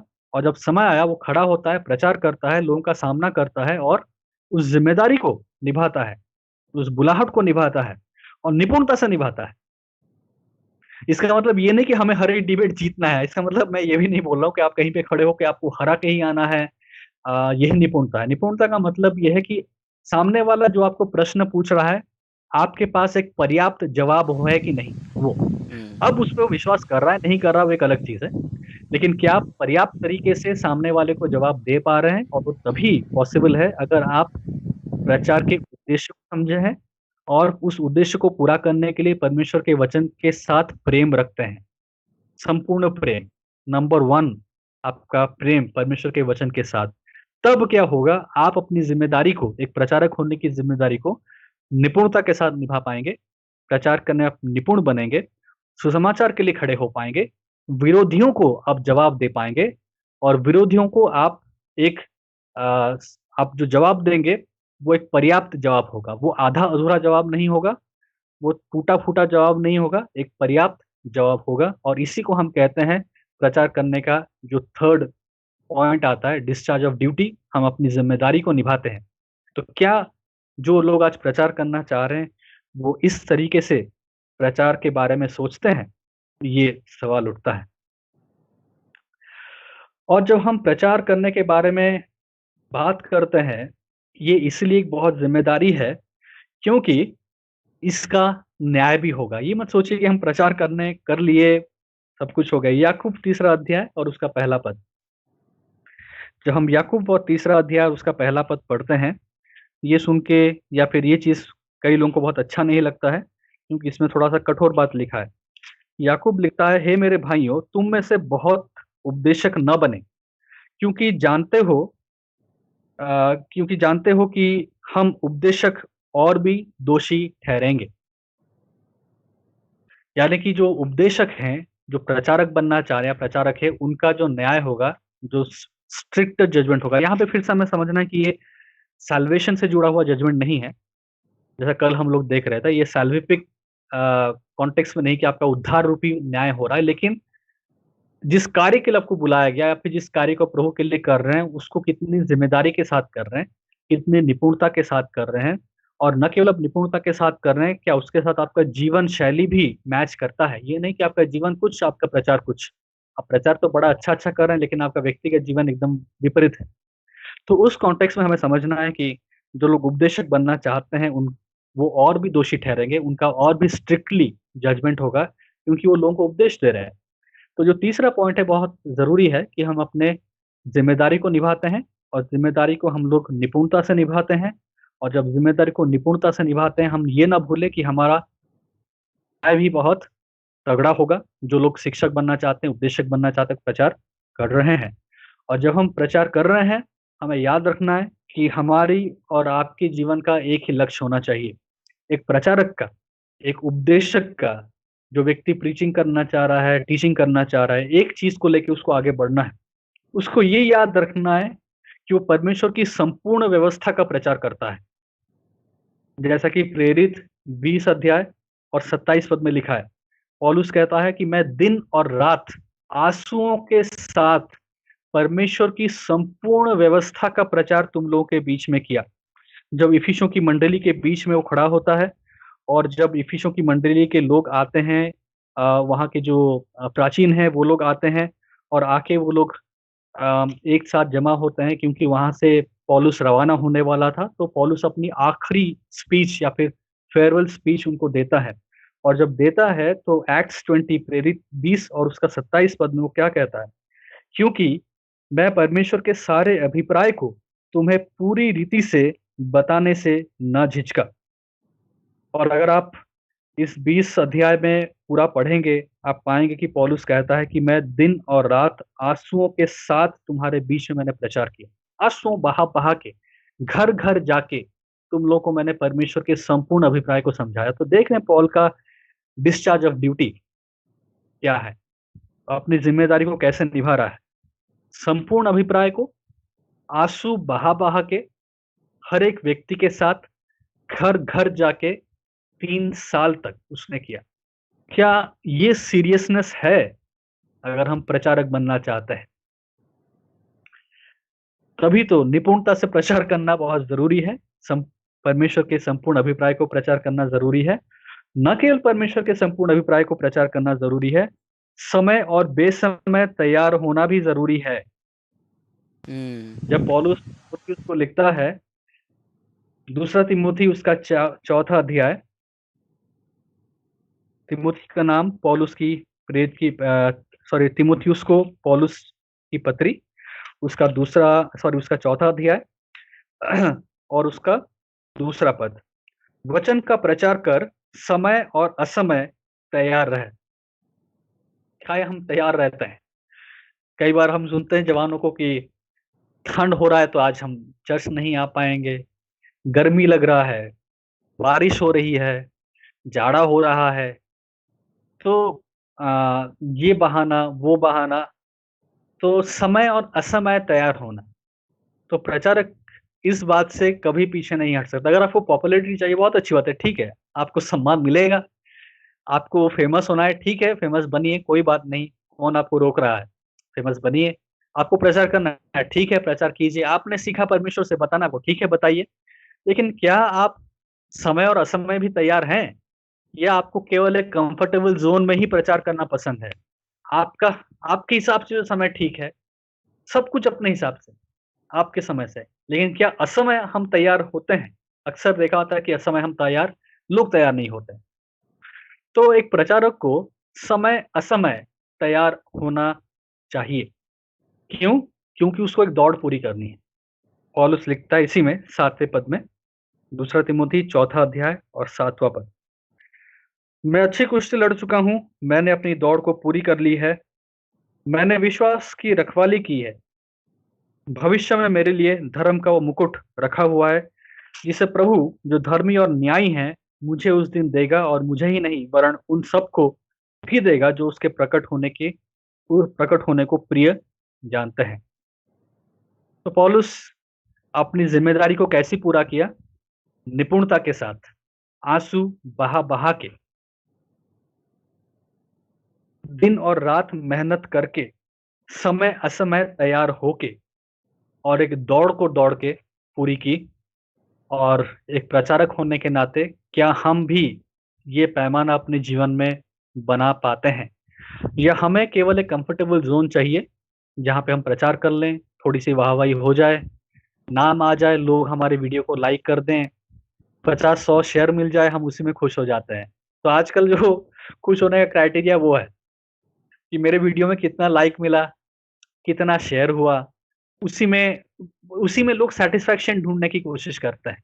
और बहुत दुख की बात है कि प्रचार को सीमित कर दिया गया है, प्रचार करने की जिम्मेदारी को लोगों ने सीमित कर दिया है। ना तो इसमें कोई दर्द है, ना इस जिम्मेदारी में कोई निपुणता है, ना इस जिम्मेदारी में समय और बेसमय तैयार होने की एक भूख और प्यास है, और ना उस विश्वास की दौड़ में दौड़ने की एक प्रयास है। सब कुछ एक दिखावा है, सब कुछ अपने स्वार्थ से जोड़ के लोगों ने रख दिया है। तो हमें सोचना है इस बात को।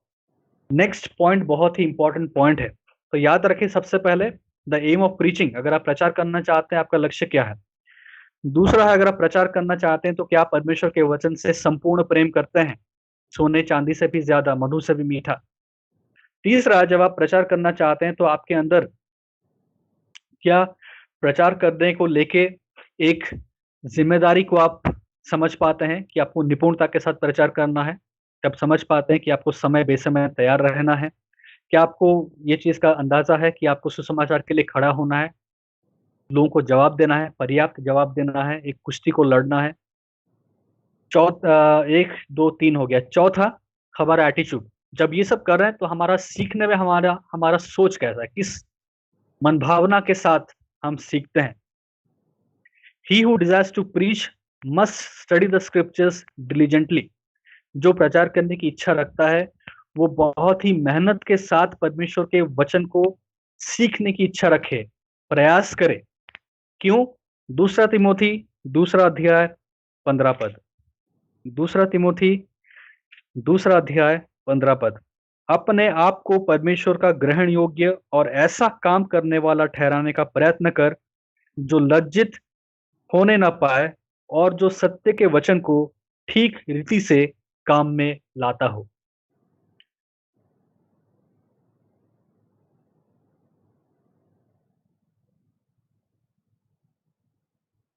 घर में काम करने के लिए।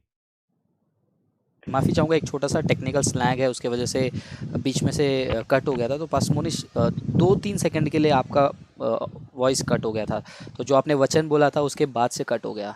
तो एक बार आप फिर से रिपीट कर सकते हैं? ठीक है, दूसरा तिमोथी दूसरा अध्याय 15 पद। इस वचन को हम लोग जब पढ़ते हैं तो हम यहाँ पे पाते हैं कि यहाँ पे लिखा है कि अपने आप को क्या कर, परमेश्वर का ग्रहण योग्य, परमेश्वर का ग्रहण योग्य, मनुष्य का नहीं लेकिन परमेश्वर का ग्रहण योग्य। तो आजकल जो प्रचार लोग करते हैं, प्रचारक बनना चाहते हैं, वो मनुष्य के सामने ग्रहण योग्य प्रचारक बनना चाहते हैं। लेकिन पौलुस सिखाते हैं कि मनुष्य के सामने ग्रहण योग्य नहीं, लेकिन परमेश्वर के सामने ग्रहण योग्य प्रचारक बनने के लिए क्या कर, प्रयत्न कर जो लज्जित होने ना पाए, और जो सत्य के वचन को ठीक ठीक रीति से काम में लाता हो।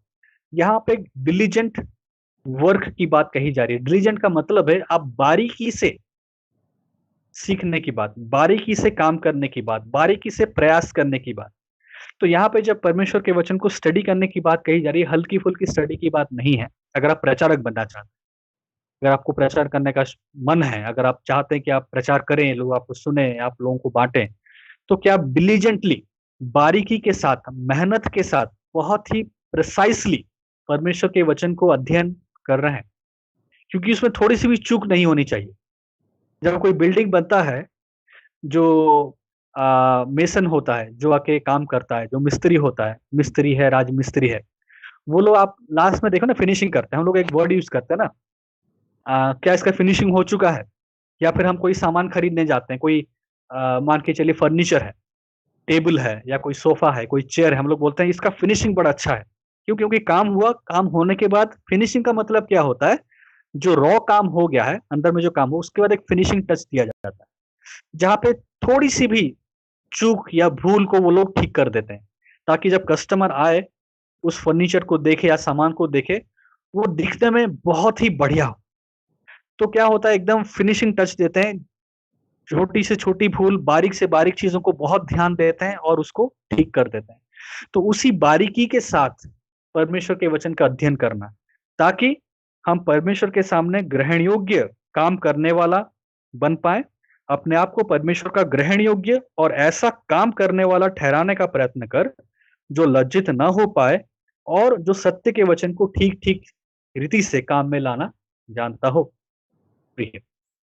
तो हम लेज़ी प्रीचर्स नहीं बन सकते, हम कैजुअल प्रीचर्स नहीं बन सकते, हम कॉपी पेस्ट वाले प्रीचर भी नहीं बन सकते। हमें क्या करना पड़ेगा? हमें डिलिजेंटली, प्रिसाइज़ली मेहनत करना पड़ेगा। तो प्रीचिंग का एम क्या है?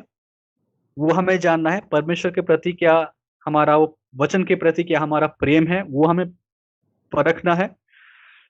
क्या हम अपनी ज़िम्मेदारी को डिस्चार्ज कर रहे हैं, वो हमें देखना है। निपुणता के साथ कर रहे हैं, वो हमें देखना है। जब हम परमेश्वर के वचन को सीखते हैं, क्या हम डिलिजेंटली सीखते हैं, प्रिसाइज़ली सीखते हैं, उसको हमें करना है। 5वां बहुत इम्पोर्टेंट है, जो व्यक्तिगत जीवन है वो बहुत ज़रूरी है। इसी दूसरे तिमोथी में दूसरा अध्याय का 20 से लेके 22 पद। ये अगला बड़े पॉइंट है ना पास्टर मोनिश, न्यू पॉइंट है हाँ, जो पर्सनल बैटल हाँ, का। New point.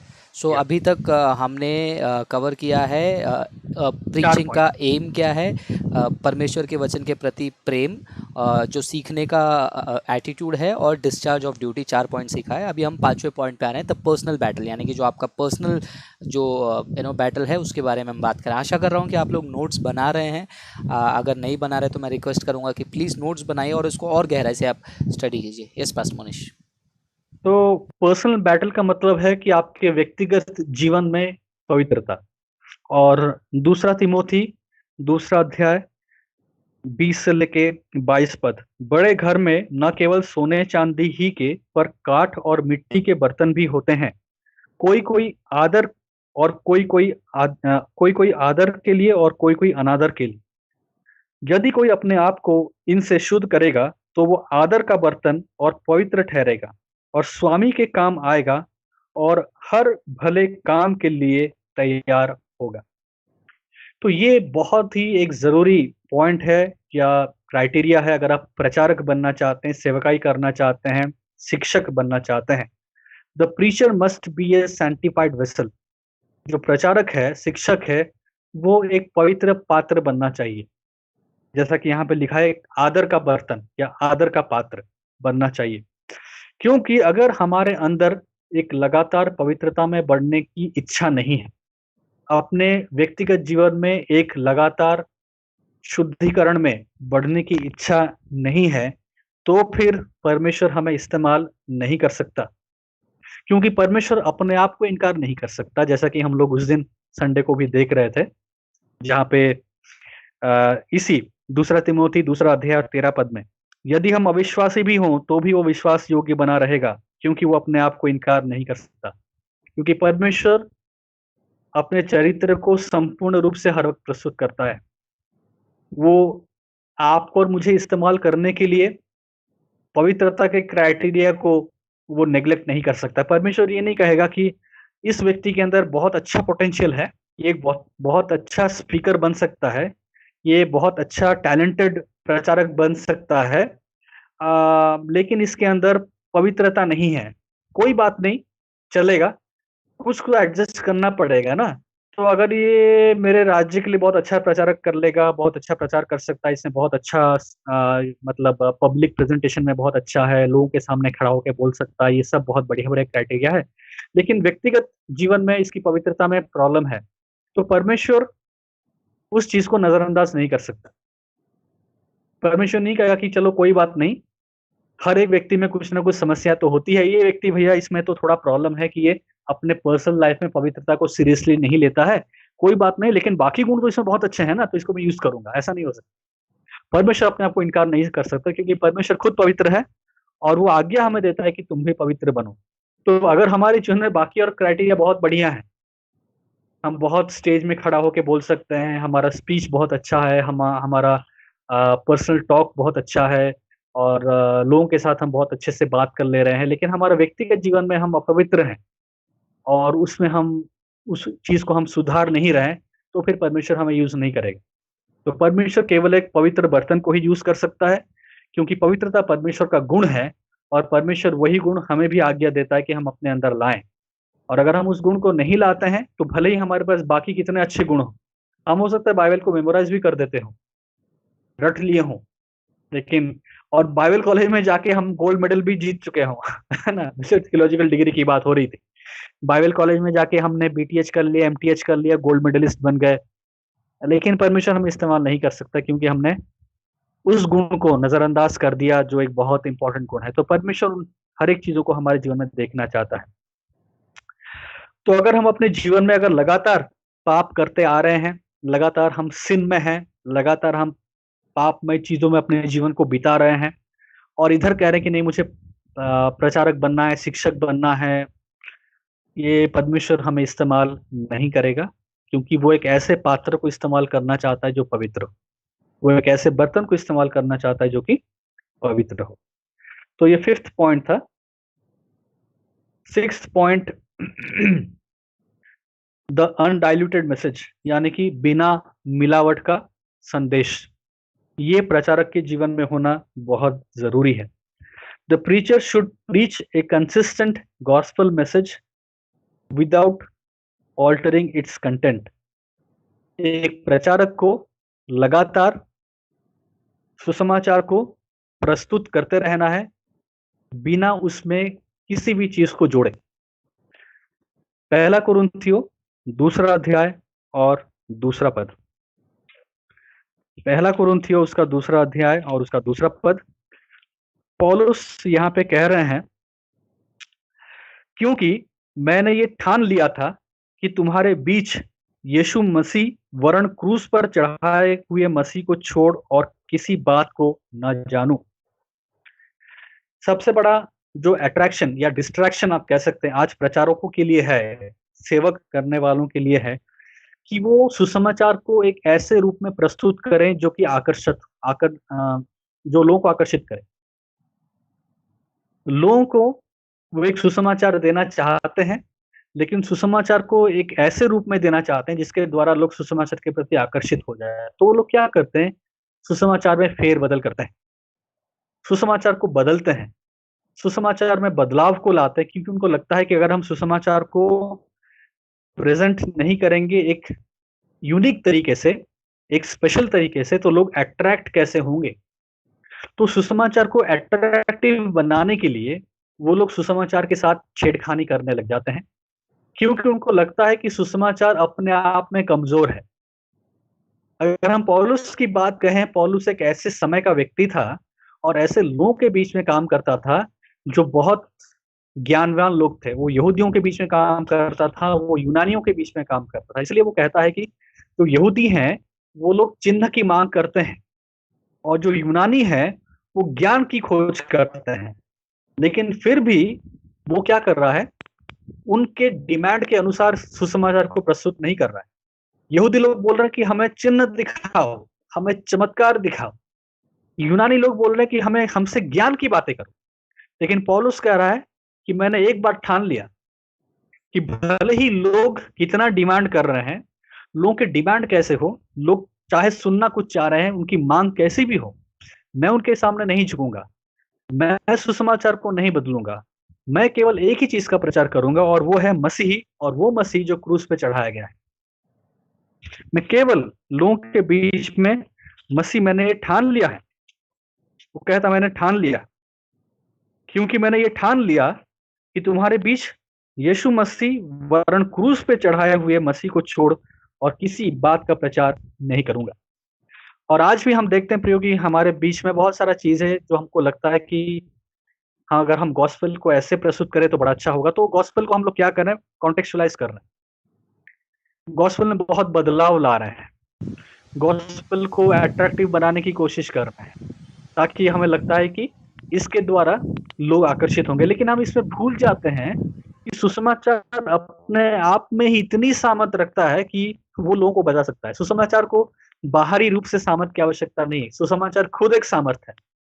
और सुसमाचार अपने आप में ही सामर्थ्य है। हाँ, और ये क्लियरली हम देख पा रहे हैं, जैसे कि लास्ट संडे को भी हमने मुक्ति मार्ग नाम के कल्ट को एक्सपोज किया, और काफ़ी सारे लोग हैं जैसे प्रचारक हैं, विकास मसीह जैसे प्रचारक हैं जो वेद में से यीशु को ढूंढने की कोशिश करते हैं, जो रियल जो मैसेज है, रियल जो सच्चा गॉस्पल है उसको डाइल्यूट कर देते हैं, जैसे पास्टर मोनिश ने कहा, ताकि उन लोगों को अट्रैक्ट करे। और मुक्ति मार्ग को फॉलो करने वाले लोगों का भी क्या कंटेंशन है, क्या आर्ग्यूमेंट है, अरे इस तरीके से उनको समझ में आएगा और उनको अट्रैक्टिव लगेगा। तो लोगों को आकर्षित करने के लिए जो है गॉस्पल को ही चेंज कर देते हैं, और ये एक प्रचारक की शोभा बिल्कुल नहीं है, जैसे पास्टर मोनिश एक्सप्लेन करा। सो जस्ट मैं ये ऐड करना चाहता था पॉइंट को और रेलेवेंट बनाने के लिए। और हम ये भूल जाते हैं कि परमेश्वर की बुद्धि हमसे ज़्यादा है।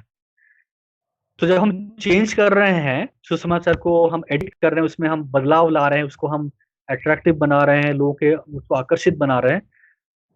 तो मुझे कई बार लगता है कि क्या जब यीशु मसीह ने सुसमाचार प्रचार किया, या फिर यीशु मसीह ने जब ये सुसमाचार दिया और पौलुस जब प्रचार प्रचार कर रहे थे और जब उनके द्वारा परमेश्वर ने लिखा, तो क्या परमेश्वर को मालूम नहीं था कि सन 2020 में क्या होने वाला है? वो तो सर्वज्ञानी परमेश्वर है। वो आदि और अंत है। उसको मालूम था कि उस समय में क्या कंडीशन है, क्या कॉन्टेक्स्ट है। परमेश्वर को मालूम था कि आज क्या कॉन्टेक्स्ट है, और परमेश्वर को मालूम है कि आज से 100 साल बाद भी क्या कॉन्टेक्स्ट होगा। लेकिन परमेश्वर ने एक ही सुसमाचार दिया, क्योंकि वो सुसमाचार में सामर्थ्य है। वो सुसमाचार कॉन्टेक्स्ट के ऊपर डिपेंड नहीं है। वो सुसमाचार अपने आप में ही एक सामर्थ्य लेके जाता है, क्योंकि सुसमाचार का जो वस्तु है, सुसमाचार का जो ऑब्जेक्ट है, वो खुद यीशु मसीह है। और जहाँ पे यीशु मसीह है, वहाँ पे वो सामर्थ्य ही बन अपने आप में सामर्थ्य कैरी करता है, क्योंकि सुसमाचार यीशु मसीह के बारे में है। सुसमाचार यीशु मसीह का संदेश है, और यीशु मसीह अपने आप में वो सामर्थ्य रखता है जो कि लोग, मनुष्य, कॉन्टेक्स्ट, प्रधानताएं, अधिकारी, सबके ऊपर वो शिरोमणि है। तो जब हम सुसमाचार को बदलने की बात करते हैं, हम परमेश्वर के ज्ञान के ऊपर भी सवाल खड़ा कर देते हैं, और ऐसा लगता है कि मानो हम शायद बहुत ज़्यादा बुद्धिमान हैं, और हमने अपने स्कीम को लगाया, हमने बुद्धि को लगाया, और हम अपने आप को शाबाशी देते हैं कि अरे देखो, मैंने कितना बढ़िया प्लान कर दिया और सुसमाचार को कितना बढ़िया से मैं प्रचार कर रहा हूँ। हम मूर्ख हैं अगर हम ऐसा कर रहे हैं। अव्वल दर्जे के मूर्ख हैं, नंबर 1। मतलब मूर्खों में अगर श्रेणी में अगर गिना जाए तो हम ही सबसे बड़े मूर्ख होंगे, अगर हम ये सोचते हैं कि सुसमाचार को बदल के अट्रैक्टिव बना के हम प्रस्तुत करके लोगों को प्रभु में लेके आएँगे। ये सबसे बड़ी मूर्खता है। सुसमाचार को सुसमाचार रहने दीजिए, क्योंकि सुसमाचार अपने आप में ही सामर्थ्य लेके जाता है। पौलुस ने भी वैसे ही प्रचार किया, और हमारे लिए पौलुस खुद एक नमूना है। हम भी वैसे ही प्रचार करें। कुछ एक तो दो उसके पॉइंट ऐड बाद करना चाहूँगा इसमें कि जी, ये स्ट्रॉन्ग मैसेज है उन सारे जवानों के लिए और उन सारे पास्टर्स के लिए, उन कलीसियाओं के लिए जो कि गॉस्पल को जो है अपने तरीके से अट्रैक्टिव मत बनाए। जैसे कि एक चर्च के बारे में मैं जानता हूँ, वहाँ पर जाने को मौका नहीं मिला, लेकिन मैं बहुत कोशिश कर रहा हूँ वहाँ पर जाने का। साल में एक बार वहाँ पर उनका यूथ मीटिंग होता है, उड़ान है यूथ मीटिंग का, जिसमें सारे जवानों को बुलाते हैं और बोलते हैं कि चलो ये गैदरिंग है, और वहाँ पर मूवी के सॉन्ग्स गाए जाते हैं। कुछ लोग रैप वगैरह करके गॉस्पल शेयर करने की कोशिश करते हैं, कुछ लोग शायरी वगैरह करते हैं। तो गॉस्पल को बाइबल में और अर्ली चर्च फादर्स ने ऐसे अलग अलग तरीके से गॉस्पल को शेयर नहीं किया। तो चलिए आज हम आपको दो दो शब्द शायरी के सुनाते हैं यीशु मसीह के बलिदान के बारे में। थोड़ा म्यूज़िक आया, फिर थोड़ा से क्या था वो प्यार, क्या था वो क्रूज़, नहीं भैया हाथ जोड़ता हूँ। इस तरीके से आपको गॉस्पल शेयर करने की ज़रूरत नहीं है। जैसा गॉस्पल है वैसा गॉस्पल शेयर करो। You are called to preach, not to entertain. बस यही पॉइंट मैं ऐड करना चाहता था। पास्टर मोनिश आप कंटिन्यू कीजिए। जी, बिल्कुल। और जैसा हमने पढ़ा भी बार-बार, तो मैं बस एक और बार रिपीट करता रहा हूँ। यूनानी ज्ञान की खोज करते हैं, और जो यहूदी हैं वो चिन्ह की माँग करते हैं, लेकिन हम क्रूस पे चढ़ाए गए मसीह का प्रचार करते हैं, क्योंकि सुसमाचार में सामर्थ है।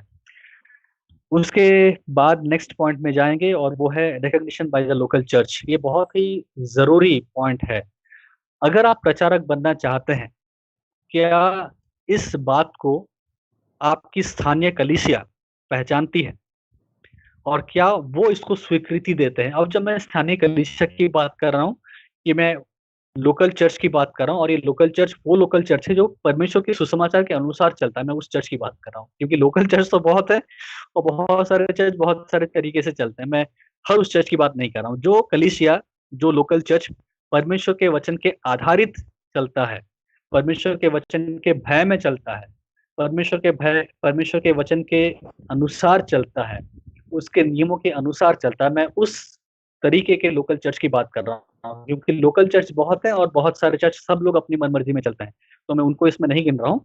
मैं केवल उस चर्च की बात कर रहा हूँ जो परमेश्वर के वचन पे आधारित है, परमेश्वर के वचन को सबसे मुख्य स्थान देते हैं, सुसमाचार से प्रेम करते हैं, सुसमाचार को सुनाते हैं, सुसमाचार की बात करते हैं, और सुसमाचार के लिए उनका एक प्रेम है। हाँ। और अच्छा हुआ, मैं एक्चुअली वेट कर रहा था कि इस पॉइंट पे आप कब आएंगे, क्योंकि शुरुआत से आप कह रहे थे कि लोकल चर्च के लिए, लोकल चर्च के लिए। तो ऐसे ये वीडियो को सुनने वाले कुछ ऐसे भी पास्टर होंगे जो इस वीडियो को जो है उनके बिलीवर्स के ऊपर थोपने वाले हैं। देखा देखा देखा, तुम ज़्यादा फ्रांसिस फ्रांसिस करते हो। वो भी खुद बोल रहा है कि अभी से चुपचाप मेरा बात सुनो। तो ये लोकल चर्च, एक्चुअल में लोकल चर्च का मतलब क्या है वो भी समझना बहुत ज़रूरी है, कि वो किस प्रकार परमेश्वर के वचन से चल रही है, जानना ज़रूरी है। ऐसा नहीं कि कोई ऐसा लोकल चर्च है जो अपनी मनमानी कर रहे हैं कि हम अपने मर्जी से सब कुछ करेंगे और तुम मुझे फॉलो करो, ऐसा भी नहीं है। तो जो लोकल चर्च के जो चालक हैं उनको भी जो है पहले परमेश्वर के वचन के अनुसार चलना पड़ेगा, उनके बिलीवर्स को कंट्रोल करने से पहले। ये ये हाँ बोलना चाहता था मैं। जी। तो जो मसीह केंद्रित स्थानीय कलीसिया है, तो पास्टर केंद्रित स्थानीय कलीसिया नहीं, क्योंकि बहुत सारे स्थानीय कलीसिया हैं जो पास्टर केंद्रित हैं। Centre point of attraction pastor होते हैं, वो चर्च को चलाते हैं। हम उन चर्च की बात नहीं कर रहे हैं, हम उस लोकल चर्च की कर रहे हैं जो मसीह केंद्रित है, जहाँ पे मसीह कलीसिया का सर है और उस सर के साथ ये पूरा देह जुड़ा हुआ है, जो सुसमाचार से प्रेम करते हैं, जो सुसमाचार की बातों को करते हैं, जो सुसमाचार का प्रचार करते हैं और सुसमाचार के लिए अपने जीवन को बलिदान करना चाहते हैं। मैं उस क्राइटेरिया के लोकल चर्च की बात कर रहा हूँ। तो क्या आपके इस कॉलिंग को या गिफ्टिंग को या आपकी इस गुण को क्या स्थानीय कलीसिया पहचान सक रही है? क्या वो इसको समझ रही है और क्या वो इसको स्वीकृति देती है? ये जानना बहुत ज़रूरी है। क्यों? क्योंकि हमने लोकल चर्च के कॉन्सेप्ट को बहुत डाइल्यूट कर दिया है। लोकल चर्च इसलिए हम कहते हैं बहुत ज़रूरी है, क्योंकि लोकल चर्च एक ऐसा चर्च है जहाँ पे आप एक ट्रांसपेरेंट जीवन को जीते हैं। ये वो जगह है जहाँ पे आप वास्तव में क्या है वो पकड़ा जाता है। लोग आपके जीवन को देख पाते हैं, आपके जीवन में लोग निवेश करते हैं, लोग आपको सिखाते हैं, आप भी लोगों को सिखाते हैं, लोग आपको ताड़ना देते हैं, लोग आपको सिखाते हैं, लोग आपसे प्रेम करते हैं, वो हर एक चीज़ लोकल चर्च में होता है। तो लोकल चर्च से प्रेम प्रेम नहीं है। लोकल चर्च में हम एक ट्रांसपेरेंट जीवन जीते हैं और एक सुसमाचार केंद्रित जीवन को जीते हैं, और हम एक दूसरे को देख के वहाँ पे हम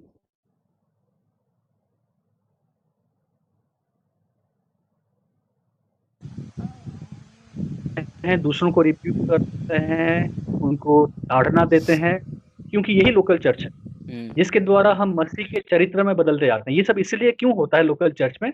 ताकि हम मसीह के चरित्र में बढ़े। तो यहाँ पे कंट्रोल करने की बात नहीं है, किसी को नीचा दिखाने की बात नहीं है। तो जैसा दूसरा तिमोथी और उसका 3 अध्याय 16-17 पद में पढ़ते हैं कि परमेश्वर का संपूर्ण पवित्र शास्त्र परमेश्वर के वचन की प्रेरणा से लिखा गया है, और ये किस लिए है?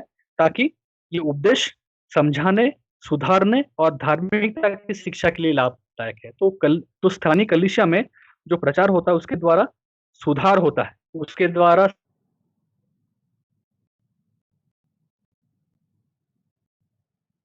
पास्टर मोनिश का जो है लाइन जो है डिस्कनेक्ट हो गया है, हम कोशिश करेंगे उनको फिर से जोड़ने का। तो यस पास्टर मोनिश, आप सुन पा रहे हैं मेरी आवाज़?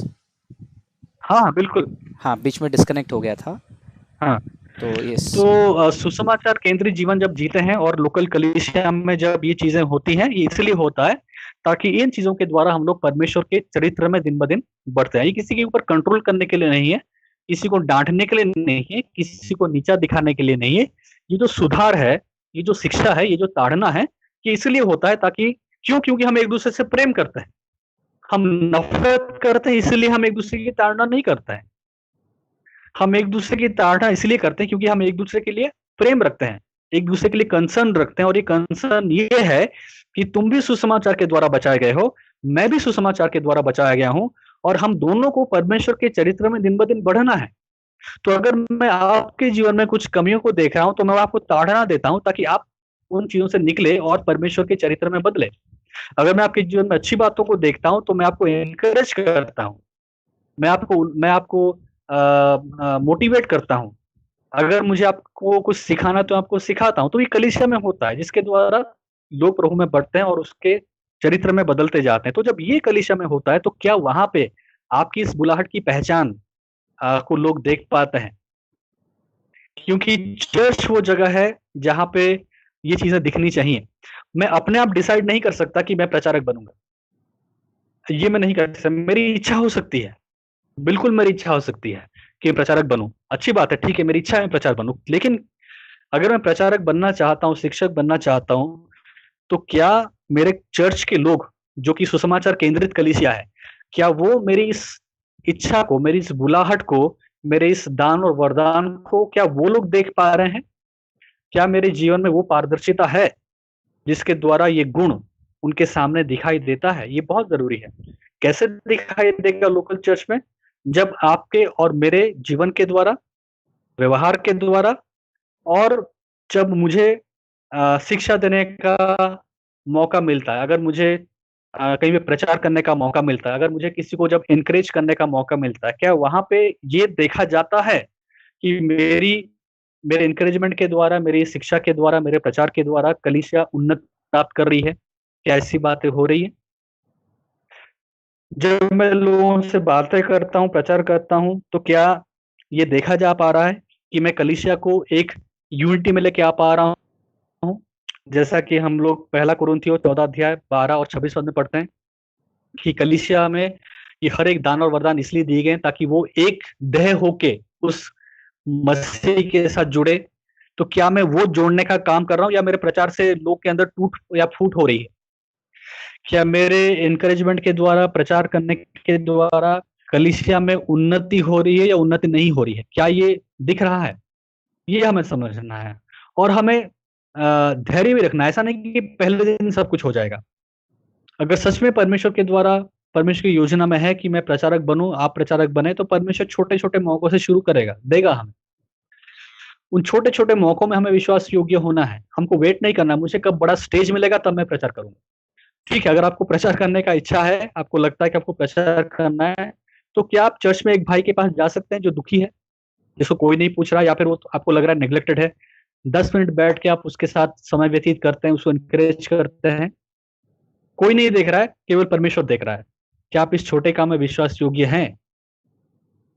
अगर जब हम छोटे छोटे कामों में हम विश्वास योग्य होते हैं, तब परमेश्वर हमें बड़े मौके देता है।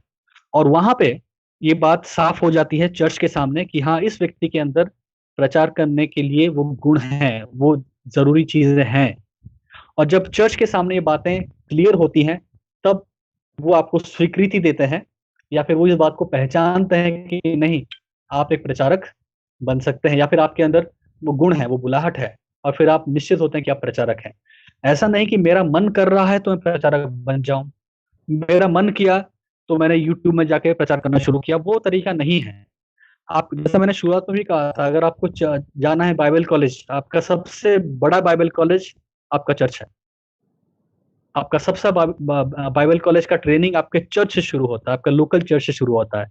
उसी चर्च में आप सेवा करते हैं, उसी चर्च में आप छोटी सी छोटी कामों को करते हैं, उसी चर्च में आप ताड़ना को सहते हैं, उसी चर्च में आप शिक्षा को ग्रहण करते हैं, उसी चर्च में आप नम्रता दिखाते हैं, उसी चर्च में आप धैर्य दिखाते हैं, उसी चर्च में आप भलाई दिखाते हैं। उस स्थानीय कलीसिया में आप आत्मा के फलों को लगातार दिखाते हैं।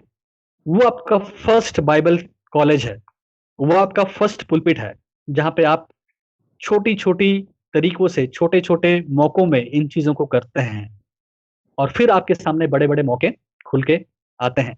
और चर्च देखता है, कलीसिया देखती है, मंडली देखती है कि आपके अंदर लगातार वो गुण हैं और आप बढ़ रहे हैं।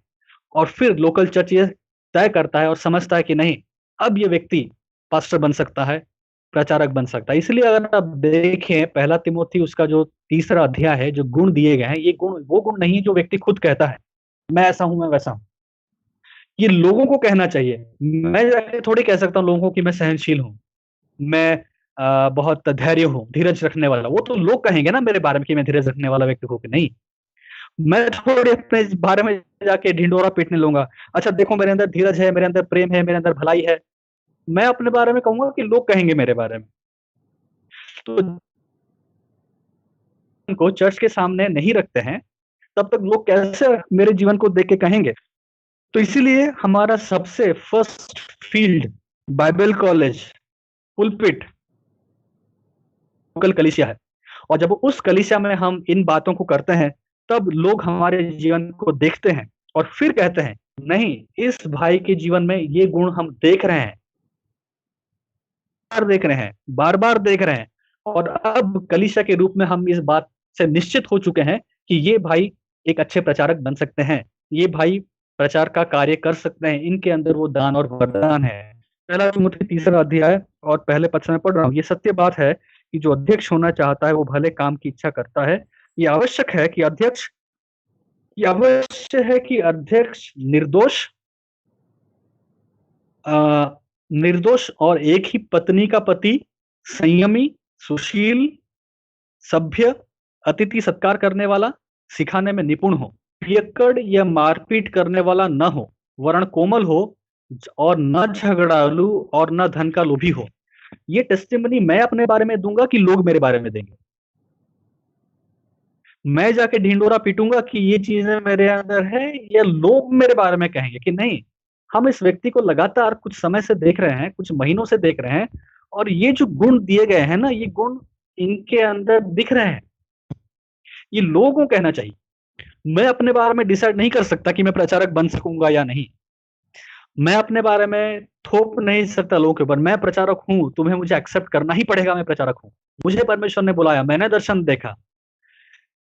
तो स्थानीय मंडली आपके जीवन को देख के ये गवाही देगी। स्थानीय मंडली आपके जीवन को जांचेगी और आपके जीवन के बारे में बातें कहेंगी, और फिर ये साबित होगा कि अच्छा, आप एक प्रचारक हैं, आप प्रचार करने के लिए निपुण हैं, और तब आप कह सकते हैं कि हाँ, मैं प्रचार कर रहा हूं। तो स्थानीय मंडली का रोल बहुत बहुत इंपॉर्टेंट है, जिसको आज लोग बहुत नेग्लेक्ट करते हैं और मिस आउट करते हैं। राइट। लेकिन जैसा मैंने कहा, स्थानीय मंडली हर एक स्थानीय मंडली नहीं है। वो स्थानीय मंडली जो परमेश्वर के वचन पे आधारित हो, मसीह केंद्रित हो और सुसमाचार से प्रेम रखती हो। लास्ट पॉइंट में जाएंगे, उससे तो पहले अगर आप कुछ कहना हाँ, चाहें। उससे पहले मैं यही कहना चाहूँगा, जैसे पास्टर मोनिश ने अभी एक पॉइंट को ऐड किया कि हो सकता है कि आप ऐसे कुछ कलीसिया में हो, लोकल चर्च में हो, जहाँ पर वो वचन केंद्रित ना हो, वो अपनी मनमानी करने वाले हों। हो सकता है कि आपको वाकई में परमेश्वर ने बुलाहट दिया हो और वाकई में आपने ये सारी क्वालिटीज़ को एग्जिबिट किया होगा, लेकिन कई बार क्या होता है, कुछ कलीसियाओं में पास्टर्स जो हैं वो डिक्टेटर्स बन जाते हैं। वो एक नेपोटिज्म वाली भी बात हो जाती है कि मेरे फैमिली मेम्बर्स हैं, मेरे बच्चे ही जो है कंटिन्यू करेंगे, इसलिए क्या करते हैं, काफ़ी जगहों पर उन बढ़ने वाले बिलीवर्स को दबा दिया जाता है। तो अगर आप ऐसे परिस्थिति में हैं तो फिलहाल तो प्रार्थना कीजिए, लेकिन इतना तो मैं आपको गारंटी के साथ कह सकता हूँ, चाहे कोई भी दबाव परिस्थिति आए, परमेश्वर अगर आपको इस्तेमाल करना चाहता है तो ज़रूर इस्तेमाल करेंगे। आगे चलकर भविष्य में अगर परमेश्वर की मर्जी हो तो इस पर्टिकुलर पॉइंट में एक बिलीवर को क्या करना चाहिए उसके ऊपर भी जो है हम डिस्कशन करेंगे। तो अभी खैर अभी काफ़ी बड़ा डिस्कशन हो गया हमारा, तो हम लास्ट पॉइंट को अभी देख लेंगे क्विकली। यस पास हाँ, मनीष। हाँ, जैसा आपने कहा वो भी है कि अगर ऐसी कोई चीज है तो परमेश्वर की योजना सच में अगर है तो फिर भले समय लगेगा, लेकिन परमेश्वर आपको उठाएगा। लेकिन आपके लिए जो जिम्मेदारी है वो ये है कि आप छोटी चीजों में विश्वास योग्य बने रहें। हम ये नहीं सोचें कि कब मुझे ऐसा चर्च मिलेगा, वो नहीं। आपको जिस एग्जैक्टली। परमेश्वर जानता है, परमेश्वर जानता है, परमेश्वर से बुद्धिमान और कोई नहीं। अगर परमेश्वर ने आपको ऐसे चर्च में रखा है जहाँ पे ऐसी चीजें हैं, तो परमेश्वर जानता है। लेकिन आपकी जिम्मेदारी ये है कि आप छोटी छोटी चीजों में विश्वास योग्य बने रहें, और जरूर परमेश्वर आपके लिए उस दरवाजे को खोलेगा। यस, और इसीलिए जो लास्टली, है चर्च हॉपिंग भी मत कीजिएगा। आप ये मत सोचना कि मेरे इधर से मैं 10 साल से बैठा हूँ तो मुझे कुछ बढ़ने नहीं दे रहे तो मैं चर्च चेंज कर लूँगा। तब तक आपको चर्च चेंज नहीं करना जब तक आपकी कलीसिया में कोई हेरेसी ना आए। हेरेसी सिखाया नहीं जाता और आपने उसको बात करने की कोशिश की, उसको इनकार करके कंटिन्यू किया जा रहा है। तो ये भी बताना मैं ज़रूरी समझता हूँ, नहीं तो पता चला अच्छा चलो कुछ लोगों की आदत होती है चर्च हॉपिंग की, तो वो भी नहीं होना चाहिए। Yes pastor Manish. लास्टली हम देखेंगे the surrendered life for God's glory. अगर आप एक प्रचारक हैं तो आपका जीवन संपूर्ण रीति से परमेश्वर की महिमा के लिए समर्पित होना चाहिए, ये आपको याद रखना पड़ेगा। पहला कुलुसियों उसका 1:25, यहाँ पे हम लोग पढ़ते हैं, जिसका मैं परमेश्वर के उस प्रबंध के अनुसार सेवक बना जो तुम्हारे लिए मुझे सौंपा गया, ताकि मैं परमेश्वर के वचन को पूरा पूरा प्रचार करूं। तो यहाँ पे लिखा है कि जिसका मैं परमेश्वर के उस प्रबंध के अनुसार, सुसमाचार के बारे में कहा जा रहा है, सेवकाई के बारे में कहा जा रहा है, मैं परमेश्वर के उस प्रबंध के अनुसार सेवक बना जो तुम्हारे लिए सौंपा गया। परमेश्वर का सेवक बना और तुम्हारे लिए सौंपा गया। तो पौलुस कह रहा है कि मेरा जीवन एक ऐसा जीवन है जो कि संपूर्ण रीति से परमेश्वर की महिमा के लिए सौंपा गया है, समर्पित है। और जब हम परमेश्वर की महिमा के लिए अपने जीवन को सौंपने की बात करते हैं, हम देखते हैं यहाँ पे कि हम एक ऐसे व्यक्ति की बात करते हैं जो एक सेवक है।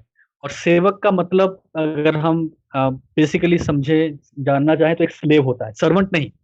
कई बार हम लोग बोलते हैं servant, servant of God. Servant of God भी सही वर्ड नहीं है, स्लेव ऑफ गॉड, क्योंकि सर्वेंट के पास भी थोड़ा फ्री विल होता है। जो नौकर है, आज चाहे तो आपके पास घर से काम करना छोड़ सकता है, लेकिन अगर वो गुलाम है वो छोड़ नहीं सकता। तो गुलाम और नौकर में ये फर्क होता है, दास में ये फर्क होता है। तो गुलाम के पास कोई आजादी नहीं होती है, एक बार गुलाम बन गया तो जिंदगी भर गुलाम बन गया। गुलाम का कोई आजादी नहीं होता है। गुलाम ना तो अपने तरीके से सोच सकता है। गुलाम का मतलब यह है कि उसका जीवन खत्म, कुछ नहीं है। मालिक जो कहेगा अब वो होगा। गुलाम को ना तो सोचने की आजादी है, गुलाम को ना तो देखने की आजादी है, गुलाम को ना तो खाने की आजादी है, ना पीने की आजादी है। मालिक की इच्छा के अनुसार गुलाम खाएगा, पिएगा, सोएगा, काम करेगा, ये होता है गुलाम। तो जब मसीह जीवन में हम आते हैं तो मसीह जीवन में भी हम उस एटीट्यूड को देखते हैं पौलुस का, जो कहता है कि मैं परमेश्वर की महिमा के लिए सेवक बना या दास बना, गुलाम बना। किसके लिए? तुम्हारे लिए। तो एक सेवक को याद रखना, एक गुलाम को याद रखना, अगर आप प्रचारक बनना चाहते हैं, आपको याद रखना है कि आप परमेश्वर के एक गुलाम बनने के लिए क्या तैयार हैं। क्योंकि कई बार क्या होता है, जो प्रचारक है वो प्रचार से बड़ा बन जाता है। कई बार लोग प्रचार से ज्यादा प्रचारक से प्रेम करने लगते हैं।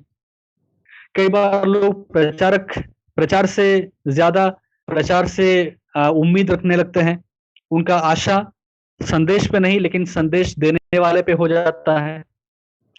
तो हमें वहां पे बचना है कि कहीं ऐसा तो नहीं कि हम परमेश्वर की महिमा को चुरा रहे हैं। और ये बहुत पॉसिबल है, क्योंकि जब आप पब्लिक मिनिस्ट्री में आते हैं तो ऑब्वियसली आप लोगों के बीच में आ जाते हैं, आप एक पब्लिक मिनिस्ट्री में आ जाते हैं, और सेटन यहाँ पे आपको यूज कर सकता है या फिर आपके जीवन में दखलंदाजी कर सकता है और लोगों को ऐसा इस्तेमाल कर सकता है जहाँ पे लोग आपसे ज्यादा प्रेम करने लगे, लोग आपको बहुत अच्छी अच्छी बातें करने लगे, और आपको भी अच्छा लगेगा क्योंकि लोग यूज टू हो जाते हैं अच्छी अच्छी बातें सुनने के लिए, और वो कहीं ना कहीं परमेश्वर और मनुष्य के बीच में बैठ जाते हैं। तो हमें ध्यान रखना है कि हम इस चक्कर में न पड़े। अगर आप एक प्रचारक हैं, आपको याद रखना है कि आप एक गुलाम हैं। आपका काम है आना, प्रचार करना, रास्ते से हट जाना। जैसा हम लोग कुछ संडे पहले देख रहे थे फिलिपुस के बारे में, कि वो गया, उस जो कुछ देश से जो अधिकारी था वो आया, वहां पे आ रहा था, फिलिपुस वहां पे पहुंचा, उसने वहां पे उसको प्रचार किया, समझाया, बपतिस्मा दिया, और आत्मा ने फिलिपुस को वहां से हटा दिया। लेकिन लिखा है कि वहां का जो अधिकारी है वो आनंदित होते हुए वहां से गया। तो फिलिपुस आया, परमेश्वर का काम किया और परमेश्वर से हटा दिया। ना तो फिलिपुस को बुरा लगा कि मुझे वहां पे क्यों नहीं रखा गया, और न ही उस खोजी को कि फिलिपुस को क्यों हटा दिया गया। तो फिलिपुस ने इस तरीके से सुसमाचार को प्रस्तुत किया कि अब जो खोजी था या अधिकारी था, उसका आनंद सुसमाचार पे इतना था कि अब वो सुसमाचार में ही आनंदित होते हुए वहां से गया। वो फिलिपुस को ढूंढ नहीं रहा था कि कहाँ गया मुझे प्रचार सुनाने वाला, कहाँ गया मेरा फेवरेट प्रीचर, कहाँ गया मेरा प्रचारक, और मुझे बहुत दुख लग रहा है, कहाँ चला गया, मुझे उसने सुसमाचार, कुछ नहीं। तो आपको याद रखना है कि आपको लोगों के और परमेश्वर के बीच में नहीं आना है। आपका काम है प्रचार करना, सत्य को प्रस्तुत करना, सुसमाचार को रखना और वहां से हट जाना, ताकि लोग परमेश्वर के साथ जुड़े, ना कि आपके साथ। तो आपका जो बीच का कनेक्शन है उस तार को हटाना है, क्योंकि लोग कई बार परमेश्वर के साथ जुड़ना तो चाहते हैं, लेकिन कैसे जुड़ना चाहते हैं? प्रचारक के थ्रू। तो हम वो मीडिएटर बन जाते हैं, बिना हमारे कुछ नहीं होता। तो हम फेवरेट बन जाते हैं और हम लोग बन जाते हैं मुख्य नायक और परमेश्वर बन जाते हैं साइड में बन जाते हैं। तो एग्जैक्टली। ये चीज़ें थी 1, 2, 3, 4, 5, 6, 7, 8 चीज़ें हमने देखी हैं। एग्जैक्टली और ये लास्ट पॉइंट पे जो है मैं भी ऐड करना चाहूँगा।